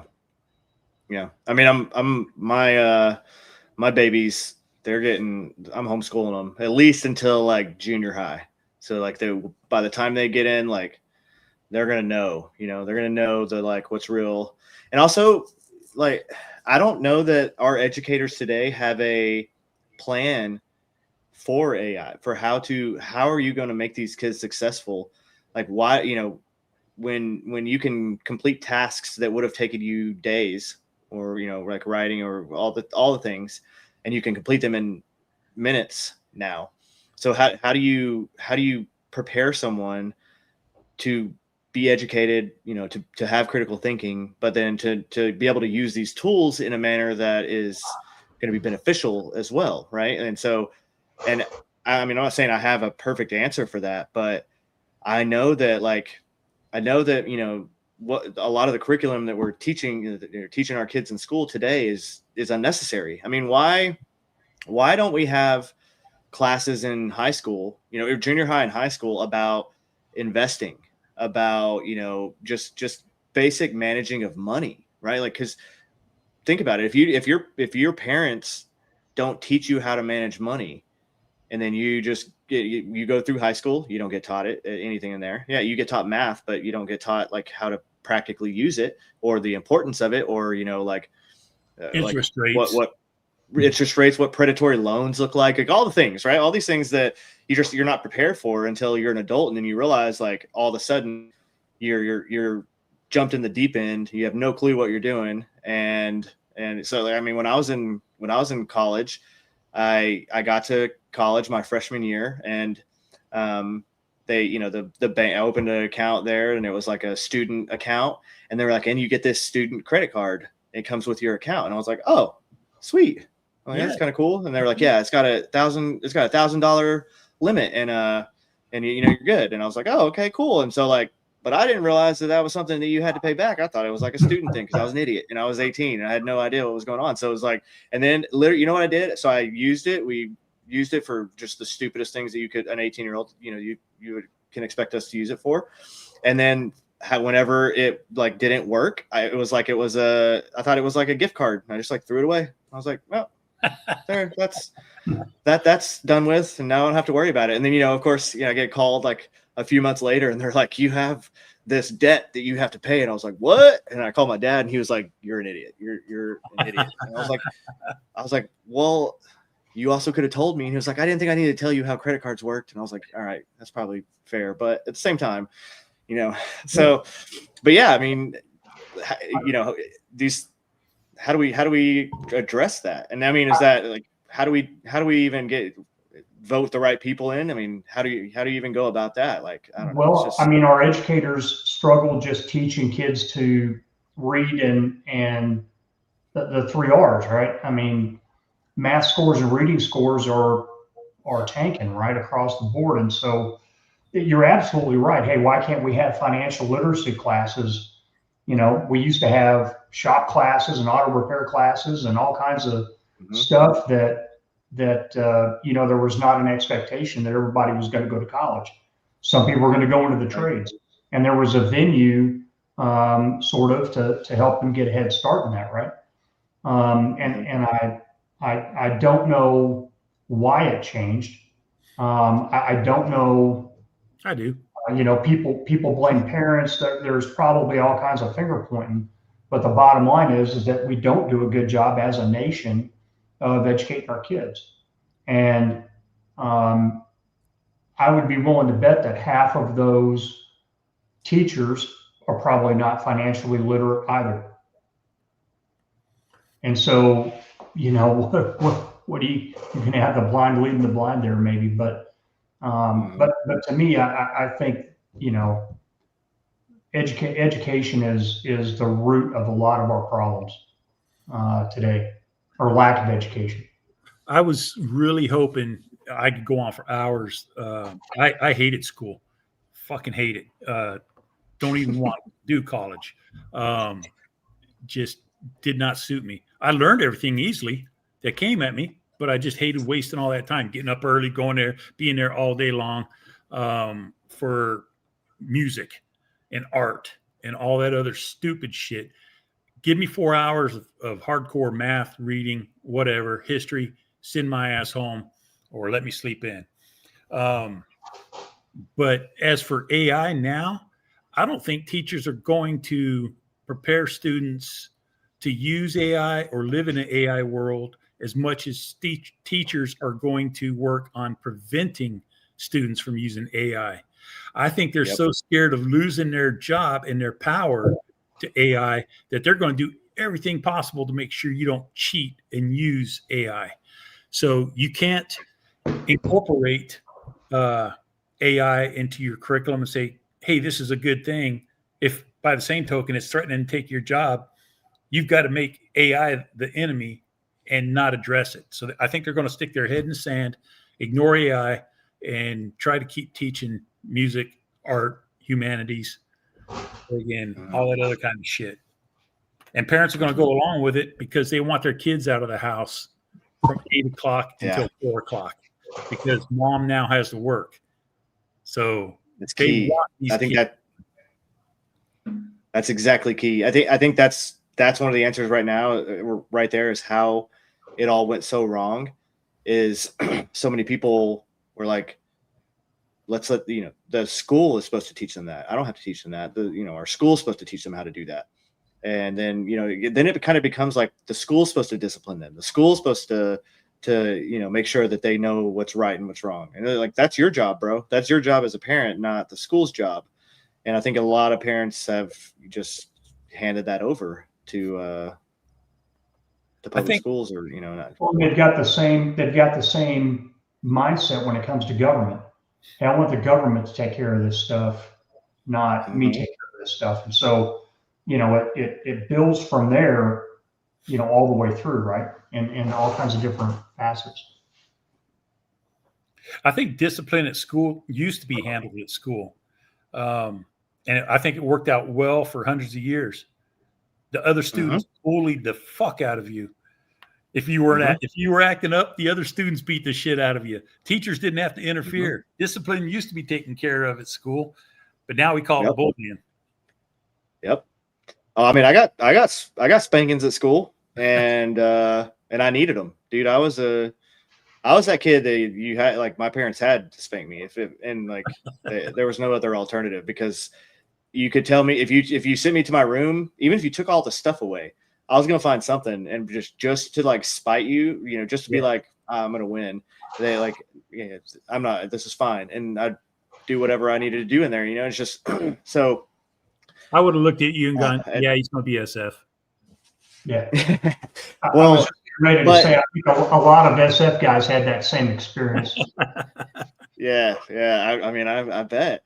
But on the same token, right now, with the schools the way they are and the teachers the way they are, like, I don't trust these people to discipline my children because, they're going to be disciplining them, because like, what if they were like, oh, I like Trump. And they're like, oh, well, that's hate speech.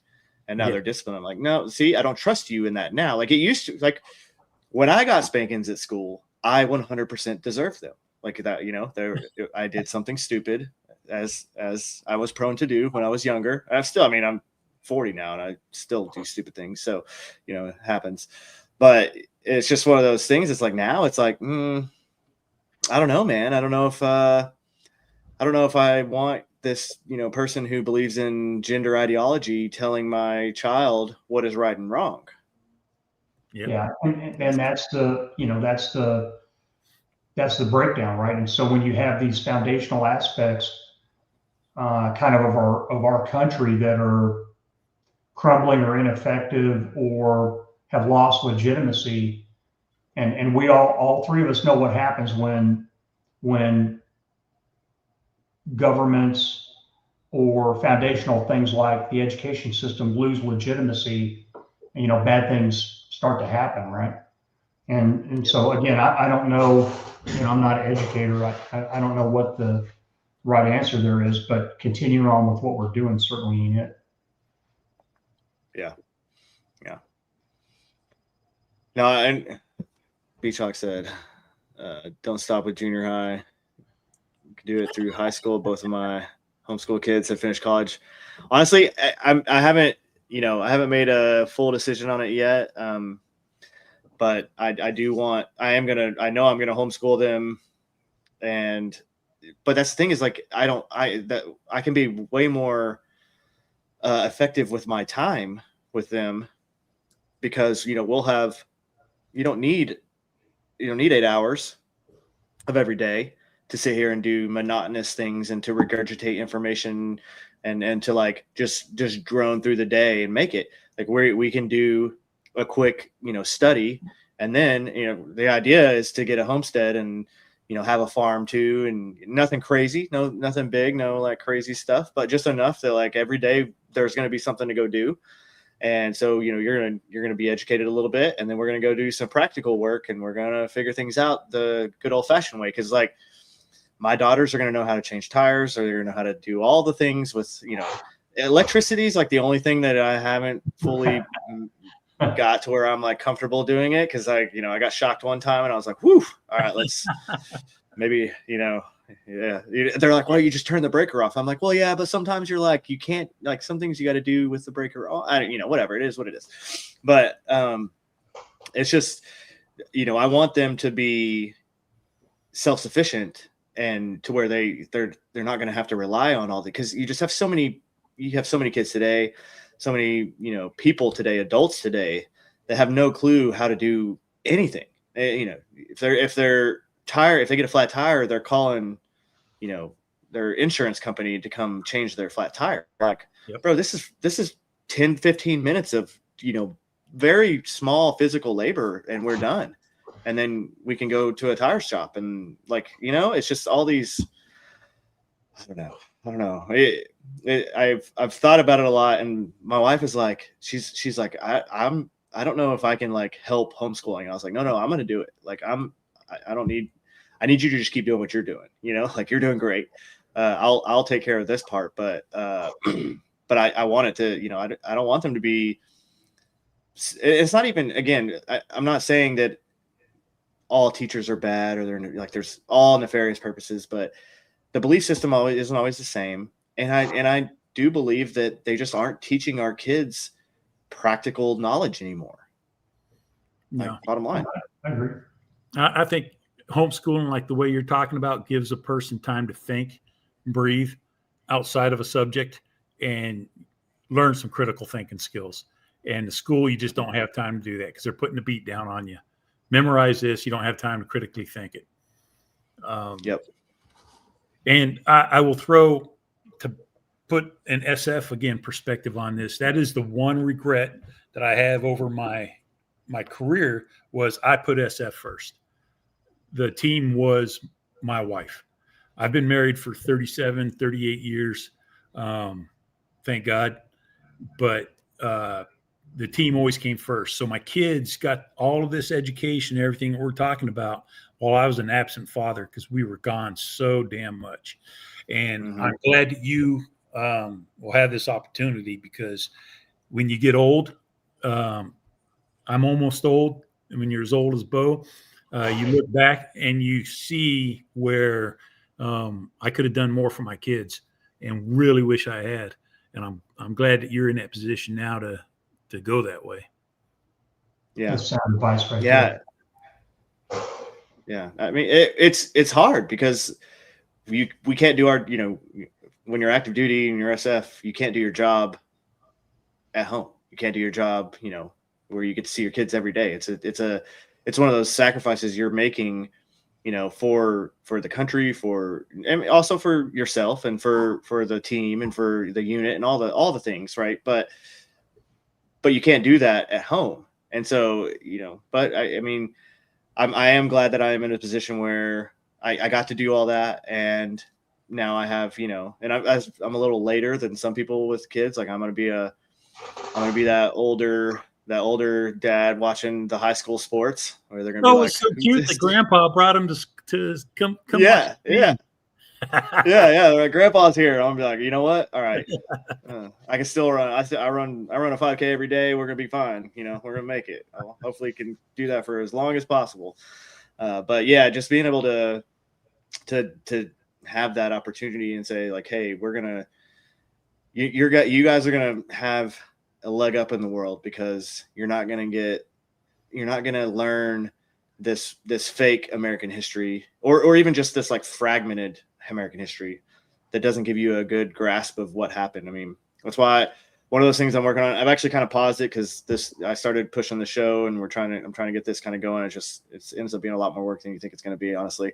But I'm doing a project called the Constitutionalist Guide, and it's a narrative, form of how the Constitution became, and the arguments, and then all the different things that kind of led up to it. And one, I really wanted to do it just because it's also educational for me, because I get to learn more as I deep dive into all of it to just actually write it all. But just being able to give, like, most people don't know that the Constitution was argued over for months in a hot room with a lot of different people. Like, people stormed out, delegates, were very upset about things. Concessions were made that weren't perfect, but it was what had to happen to, keep the country together at the time. And like, just all the things that people don't understand. A lot of people don't understand. And that's very widespread in the fact that, most people just don't understand history. Like, most people don't know why we created our own Navy. Like, I was making fun of Sean Ryan the other day because he was a Navy SEAL that doesn't understand why the Navy was created or what the Barbary Wars were. It's like, it's what? If we had to make high school students take the citizenship test that immigrants who are trying to become citizens have to take in order to graduate from high school, that'd be a pretty fair measure of what they've learned, right? And but we don't even do that. And so it's awesome that you're doing that, because, dude, trying to dig into the various papers and founding documents and all that kind of stuff, and draw the lines that, hey, this is why this particular issue became what it did. Electoral college, as an example. It's pretty crazy. You actually have to do a little bit of digging to understand some of the baseline arguments and why they were so important to some of the other smaller states, right? And so now people argue, well, we need to abolish the electoral college. No, that's prevent the tyranny of the majority from happening. That's why we're a republic, right? But most people don't get it, right? And so they'll like, hey, I'm not getting my way. Let's abolish this control rod that's in this thing that kind of keeps it from overheating. And so again, we're talking about education, And I just think we do a pretty bad job of it. Yeah. I don't know how we fix it. I mean, if you look at, there's that graphic, I'm sure you've seen it. I think it's from the, I can't remember who, it's one of those conservative, I don't know if it's a nonprofit or whatnot, but they talk about, they show the increases in the budget for the Department of Education over the last, 70 years. And then how, teacher salaries have gone up. There are more teachers. There's like way more teachers, way more administrators. All that has skyrocketed, but all of our test scores have actually gotten worse. All of our children, like they actually are not smarter from all of this happening. And it's one of those things that you're like, okay, well, we can look at this and see we're throwing, money, billions and billions of dollars. Yeah.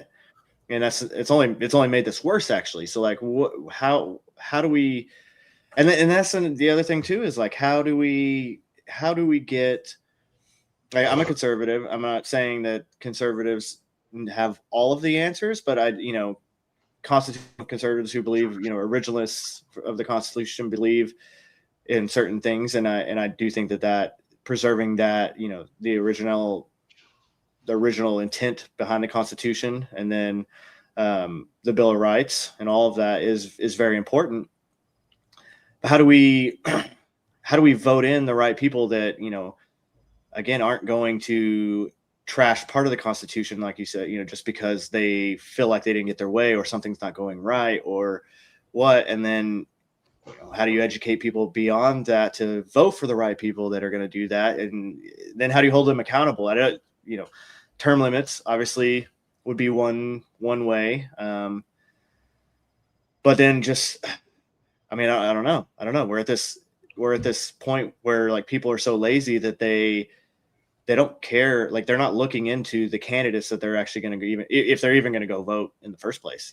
A lot of people vote in the presidential election, but they're not voting in their local elections. They're not voting in their state elections. And so, how do you, it's one of the things I try to tell you. I'm like, if you really want to change things, start changing them at the local level, because that's the level you can affect right now, right? If you want instant gratification, try to change some things in your local municipalities, because those are the ones that affect your everyday life. The federal government, is not actually supposed to affect your everyday life, right?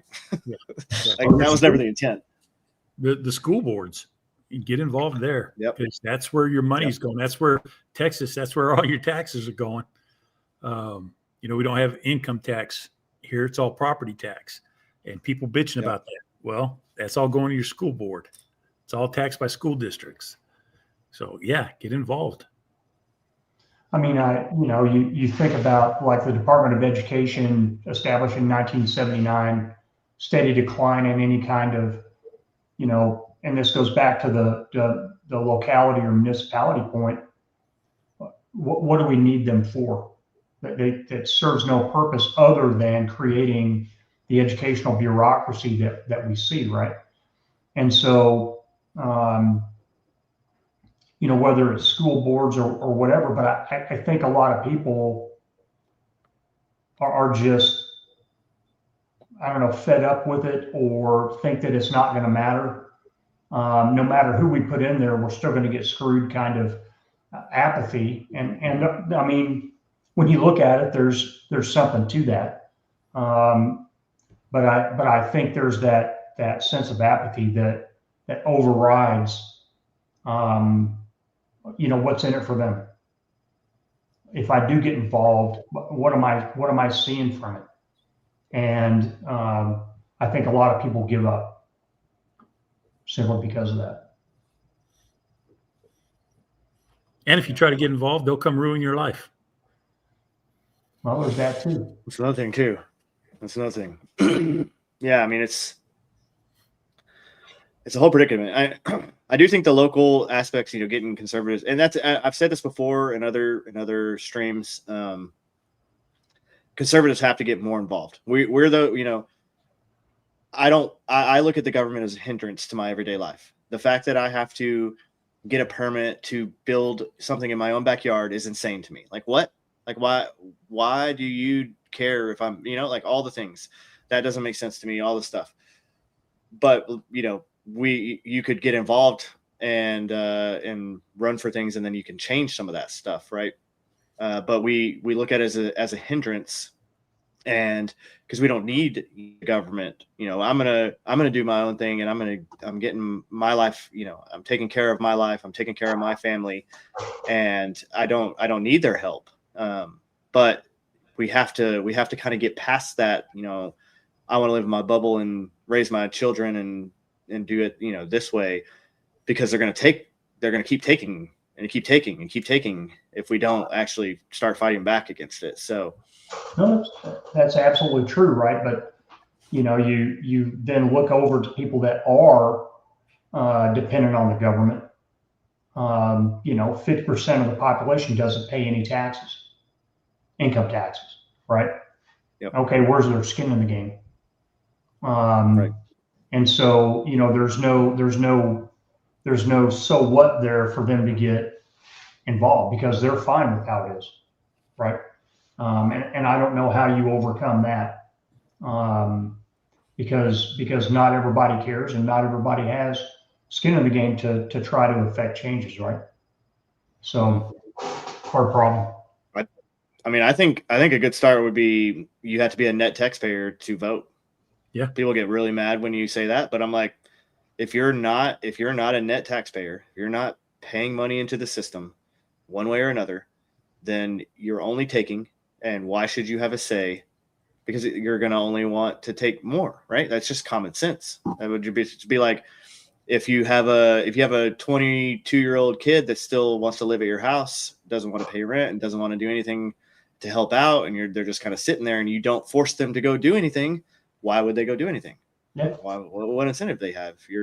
They're perfectly content right now. And so if you let go ahead. If you let him vote on dinner, he's going to vote for lobster and steak, but he's not paying any of the rent or the food. I mean, I think there's, over the last, 15, 20 years, there's been all these discussions about the Convention of States and coming together to modify the Constitution in ways that can affect some of these things, like what you're talking about.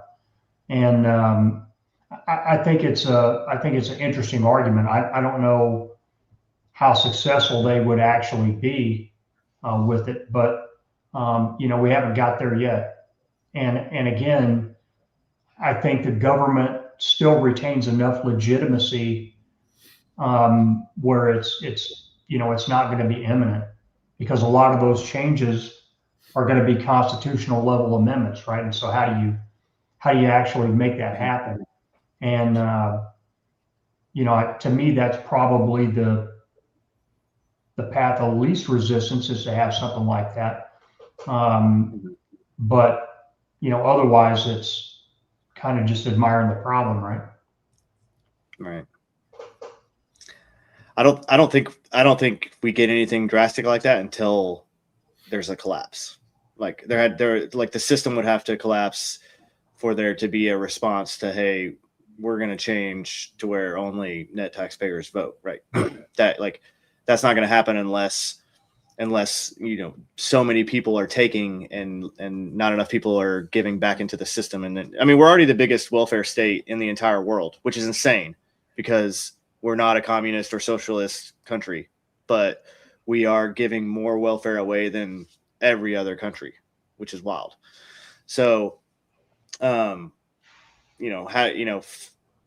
fiscally, like, is it all just made up? I don't know. I'm not a like an economic genius. I mean, but we're $40 trillion in debt, and I just feel like I can't, as just a single person, as a person, go out and just continue racking up debt and racking up debt and racking up debt more and more and more endlessly forever.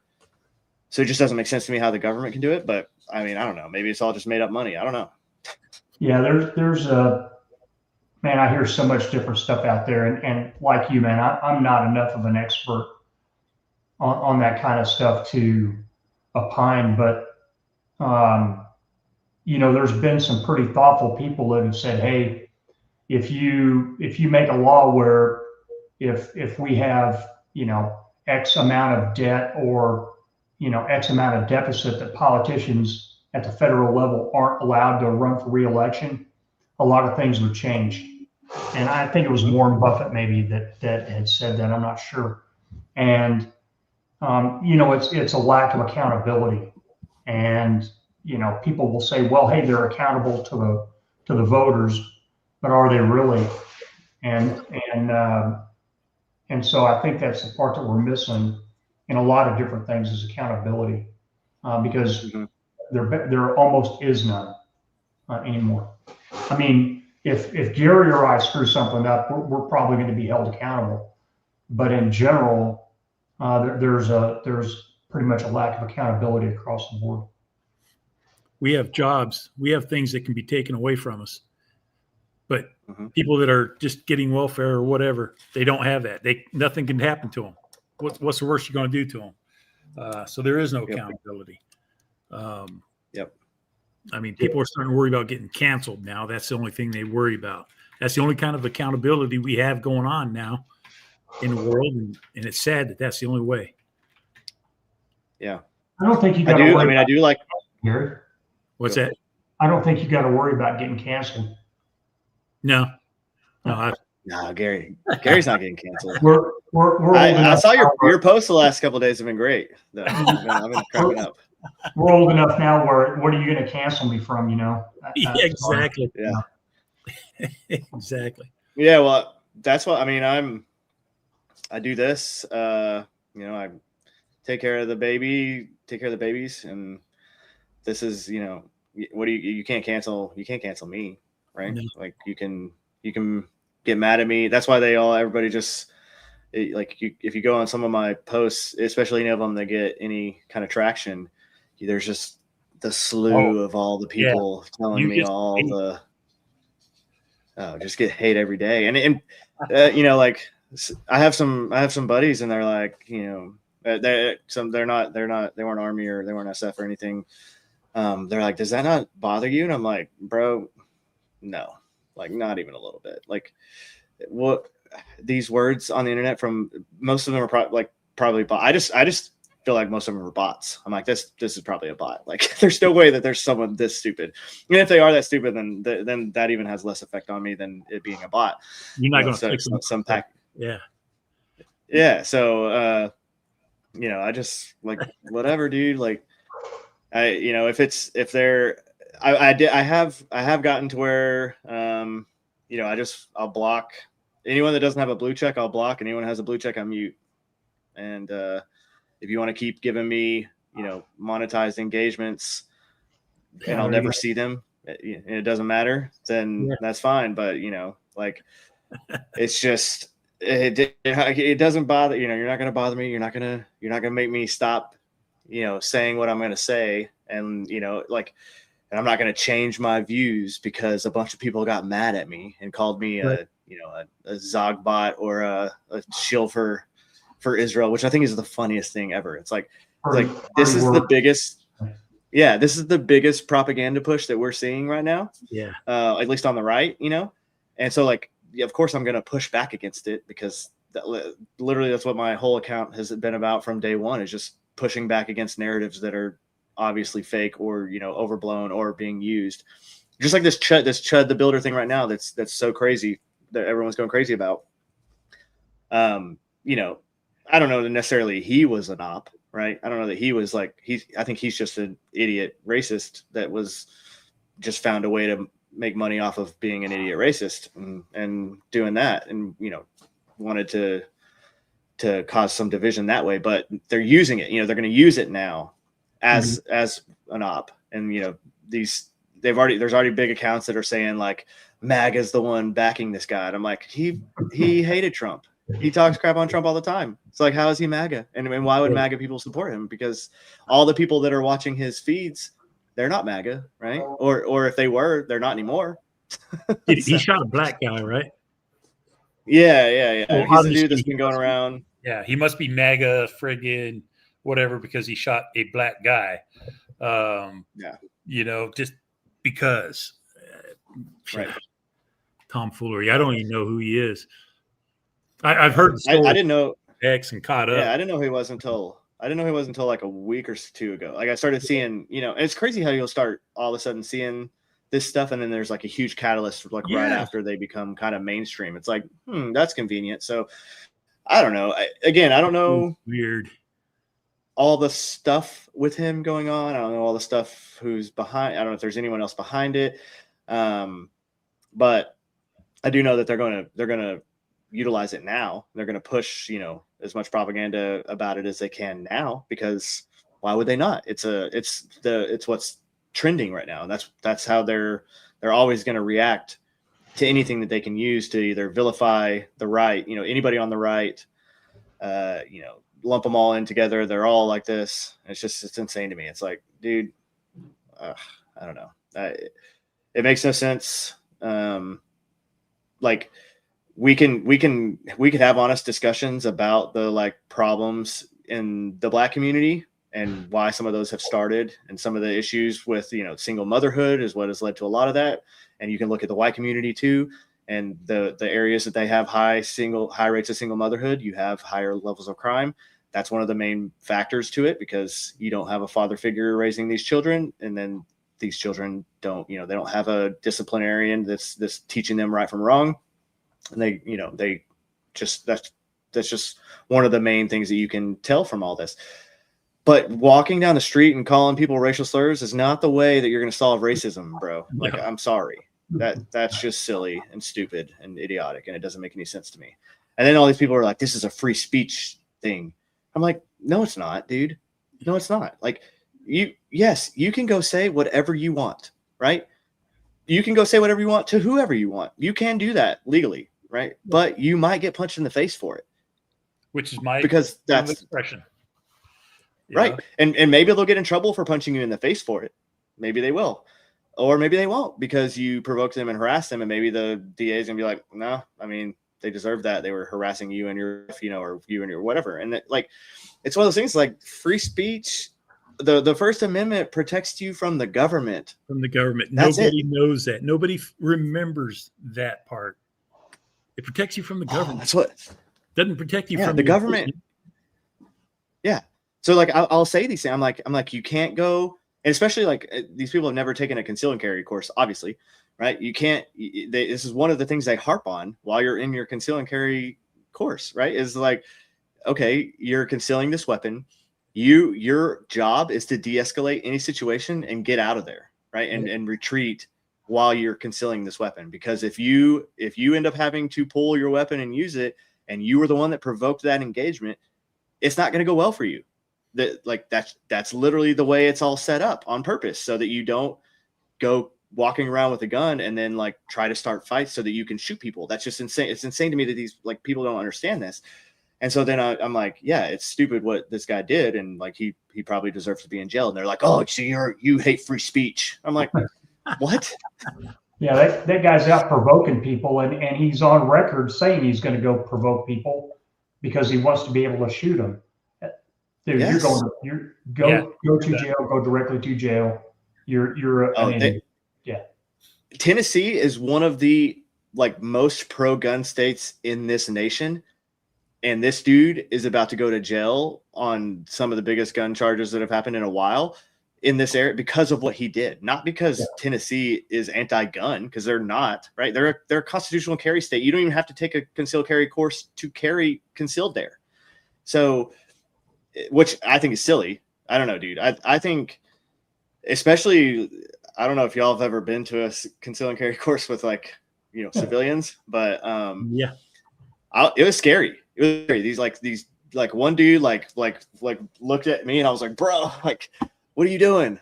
Don't point. Like, he was like, I wasn't going to shoot you. Like, well, I don't know that, man. Yeah. Like, you obviously don't know what you're doing with that thing. And, you know, we're 5 feet away, and you couldn't even hit paper. So I don't have a lot of faith in you being, you know, concealing concealed carrying a gun around in public. It's just kind of one of those, whoa, I don't know. Your uncle, like I'm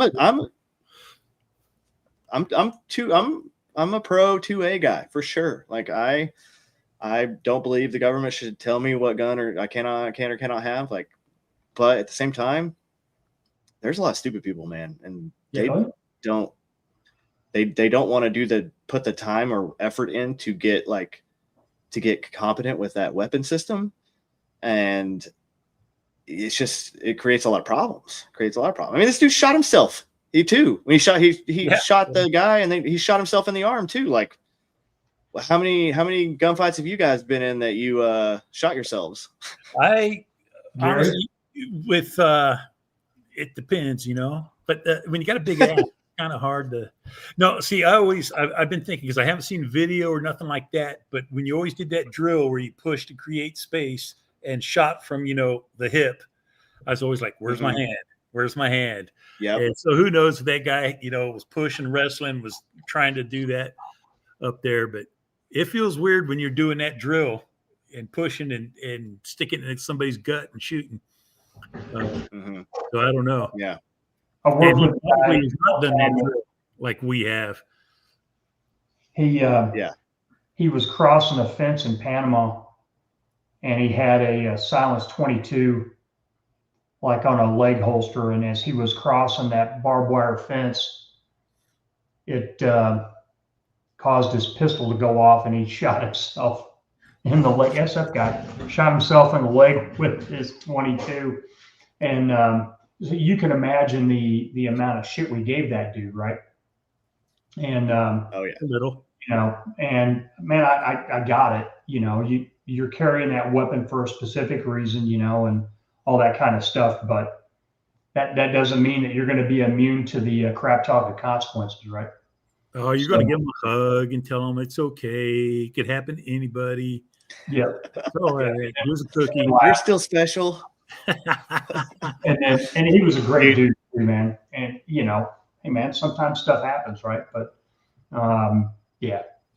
I mean, not all Green Berets are the same, and some slip through the cracks. We had a guy, he wasn't on our team, he was on the team that was in Iraq with us, and we literally landed at BIOP. We're getting all our stuff off, and pulled our ISUs out, got our guns out, and we're getting everything ready. I still to this day, he was standing right next to me, I still to this day don't understand what he was doing or why, but he pulled his Glock out, loaded, chambered around, pulled a magazine out, fired into the flight line right there, and just like one round into the flight line, and then was just like shocked that he did it. And I was like, and of course we're all like, what the?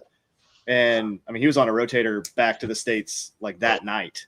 It was like, you're obviously you're not in country anymore, buddy. Have fun with that. I just always shout ears before I pull a trigger, no matter what. Yeah, every time. Ears. Yeah, dude. But just sometimes stuff like that happens. You're like, what? Like, what were you thinking there? Like, how? I don't understand I don't know.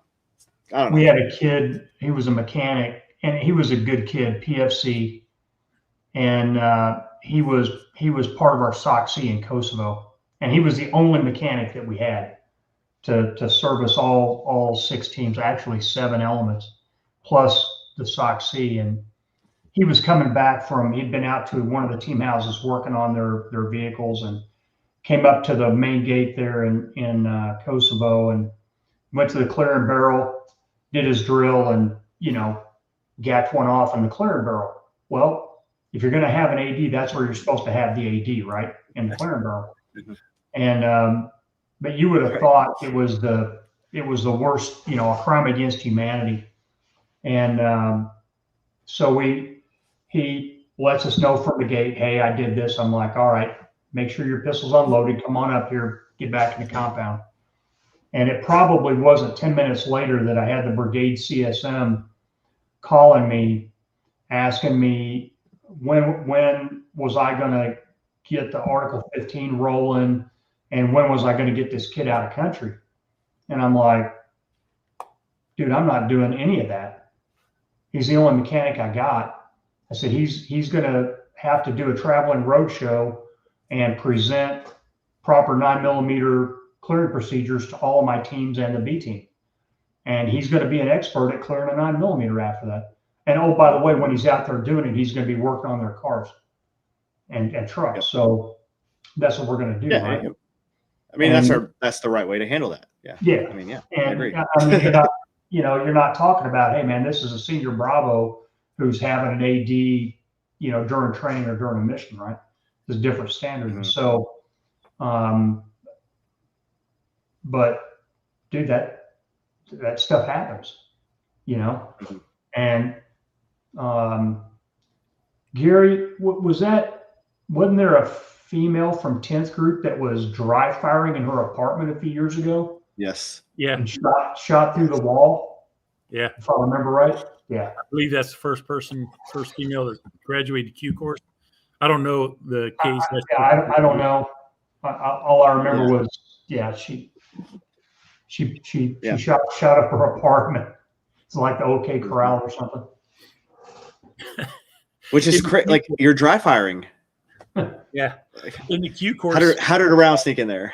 He went and bought a SIG, and he was sitting there demonstrating to his friend. He's like, the 1911 had this disconnect where when you pushed it, it wouldn't fire. So you could push it into your palm and it wouldn't fire. And but the Beretta didn't have that. So guys would push their hands in there and they'd shoot their hands trying to demonstrate this. That's stupid anyways. But the SIG P226 went back to, and it's not where you can push and fire. It's like the 19, bam, right through his fucking hand. He wouldn't drop from the Q course or anything like that. But in typical fashion, we're like, hey, man, you're going to have to leave. They're going to hire you down at the bank, sort quarters, Yep. Short change to your fucking hand. Gary, you remember that medic? He passed away recently in Bosnia. It was the infamous incident, honey, I shot the seal, where the medic on the ODA, we went for one rotation there where we had a couple of SEALs attached to each JCO team. Which probably did more to harm SF SEAL relations than anything else in the history of special operations. So we're carrying Beretta M9s, right? And the SEALs are carrying SIGs, and they're in their house. They're not out on patrol or anything. And so the medic is looking at this guy's pistol, the SEAL's pistol, and bam, and shoots the SEAL. Well, he was the 18 Delta, so he patches the guy up. The guy's not seriously wounded. So he patches him up, and so from there on out, like I said, the guy, I can't remember his name off the top of my head. He recently passed away. Oscar. But it was known because the movie was out then, Honey, I Shrunk the Kids. And so that became known as Honey, I Shot the Seal episode from Bosnia. Good dude, too. Good dude. Yeah. His last name was Ware, so everybody made his middle initial B. Beware. Beware. Beware. He's a good dude. Good medic, good dude. And it was truly the one case I've ever seen. You always hear the mythical, he got an Article 15 and a fucking Bronze Star or whatever, one Bronze Star, but not a soldier's medal. But he got awarded and a letter of reprimand. Awarded for saving his life, but a letter of reprimand and for ADing into the SEAL's chest. Same incident. Wow. True story. That's wild. True story. Oh man. Well, guys. All right. I want to hear. That was a pretty good story, actually. That was a good one. What's one of y'all's? What's your best story from, whether it's combat or whether it's just team shenanigans or whatever? What's the one that you guys love telling, and then we'll wrap her up for the night. I don't know, man. I can't come up with the best story. You usually have to be provoked with something like Beware's story or something. Yeah. Come up and go, oh yeah, there was this one time. I was telling earlier today when they were going on about the echoes and everything like that. Just one of my fun shenanigans was I put it on X earlier today. was turning to my 18 Echo and telling them, hey, fucking, how come you got to fill everybody's radios? The Bravo doesn't clean everybody's guns. And then I just sat back and watched the fucking fight develop. You know, he walked right over to his desk and slammed his fucking M4. He's like, clean my gun, bitch. So that's the kind of shenanigans that get going on teams. Yeah. I was a Delta, so I was always, we're 100% reactionary. So it's like we don't have a lot of equipment, we don't whatever. So they would always be. They were like, why aren't you doing this? I'm like, well, I mean, do you need help? Because otherwise, like, my job's already like done because you're still alive. And, you asked for antibiotics earlier and I didn't give you antibiotics because you don't actually need them. So I just gave you some like Zyrtec or whatever. Yeah. They're like, it's just funny. Yeah. No, the team, I do, team life is the best life. That's why dudes get addicted to it and, don't want to do anything else. There's nothing better, honestly. So, and just the banter and the most hilarious moments ever. Like you said, I can't remember all of them, but good times for That's sure. That's what I enjoy about Twitter is I'm living down here in Texas with nobody else around. I can get on Twitter and just shit talk with all these other dudes, and it works out great. It's pretty funny, man. It is. Bo, you got any good stories that don't include me? No, man, you're in all of them. No, we were when we were in Panama. Again, it was my first deployment, and we'd probably been down there a month or so. And one of the guys on the team, JR, we actually lived in a former Army compound that had a prison in it. And one night we came back from patrol and had to put down a prison riot. Anyway, JR was a native Spanish speaker, and he arranged for one of the prisoners to give us haircuts because there was no like place for us to get haircuts. And so we're sitting there one day, JR's getting a haircut, and we had like two little bitty rooms that we stayed in. And all of a sudden I hear this shot go off. And so, man, I grab my pistol and I start running because, I think something bad's happened to my bro, right? And so I kind of pie the corner, and there's JR sitting in the barber chair with the sheet over him and all this stuff. And the poor prisoner is sitting there, and he's got the straight razor because he was getting ready to start straight razoring JR's neck. And that dude, that straight razor was shaking so damn hard, I thought he was going to chop JR's ear off. And so I said, hey, man, are you all right? And he's like, yeah, you don't need to shoot him.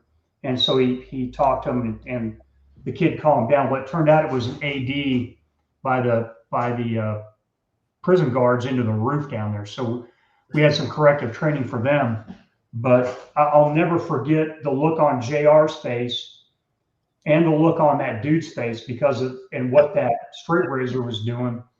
And so when it was all said and done, I'm looking at JR. I'm like, dude, how's your haircut? And he's like, let's go get a beer. He was almost swearing off haircuts after that point. So yeah, it was funny. Oh, I love it. Yeah, that is funny. That's awesome. Cool, guys. Well, hey, thank y'all so much for coming on. It was great, getting been a pleasure. Getting y'all's insight. Yeah, man, it was great. And just the stories and just all the stuff, man. I also love the OG, SF dudes that they just have a different perspective about everything. And again, like you said, like the SF guys today, they're the same kind of guys, right? They're the same kind of dudes. It's just a slightly different environment than it was when you dudes were rocking and popping. And so, but it's awesome to hear y'all's perspective on everything and to hear, the stories about all the past and how it all used to be. So keep doing y'all's thing. We're not OGs. We learned from OGs before us. And the great thing was they were guys like us. Then there's us, and then there's the next generation. It's been going. Yeah. It's good stuff. Yeah. Okay. OG lights. We'll call it that then. Y'all aren't that old. Midlife OGs. But yeah, man.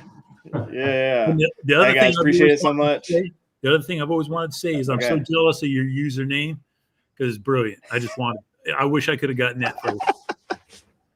Dude, so I actually started when I first started, and this is back like when you know it was owned by the old regime, and I was Grumpy Green Beret, and I got banned like immediately because I like called someone a retard or something. I don't remember what it was, something, you know, whatever it was, and it got banned immediately, and then you know did it, and finally I was like, okay, I started this one in like 23, and I had no idea what I wanted to, like, I didn't know what I wanted to name it. I was still active duty, so I was like, I don't want to go like, you know, my full name and like anything like that yet.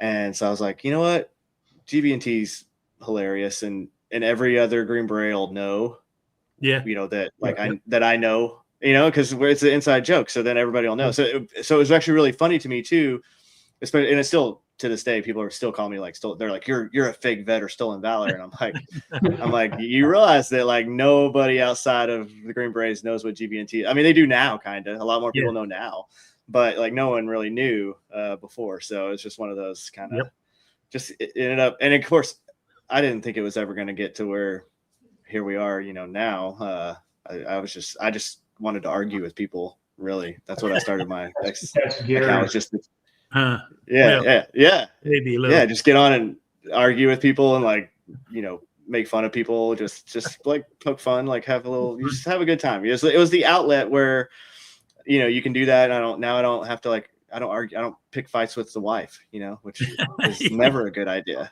Yes. You know? Exactly. So yeah, no, yeah. But hey, again, thank you guys so much. And we'll have to do it again sometime, you know, and shoot the shit a little bit more and broke the ice. I like it. Yeah. All right, keep doing what you're doing, and we'll do one soon. And everybody else, thank you so much for joining us and hanging out with us and just listening. And please like, subscribe. If you're on YouTube, I have their handles down in the description. And if you're on X, it is Nameless G and American Dissident. So follow both Bo and Gary, please. They put out great stuff too. And if nothing else, at least Gary's going to make you laugh about something. So for sure. Right. All right, guys. Y'all have a great night. And we'll talk to you soon. All right. See you. Ciao.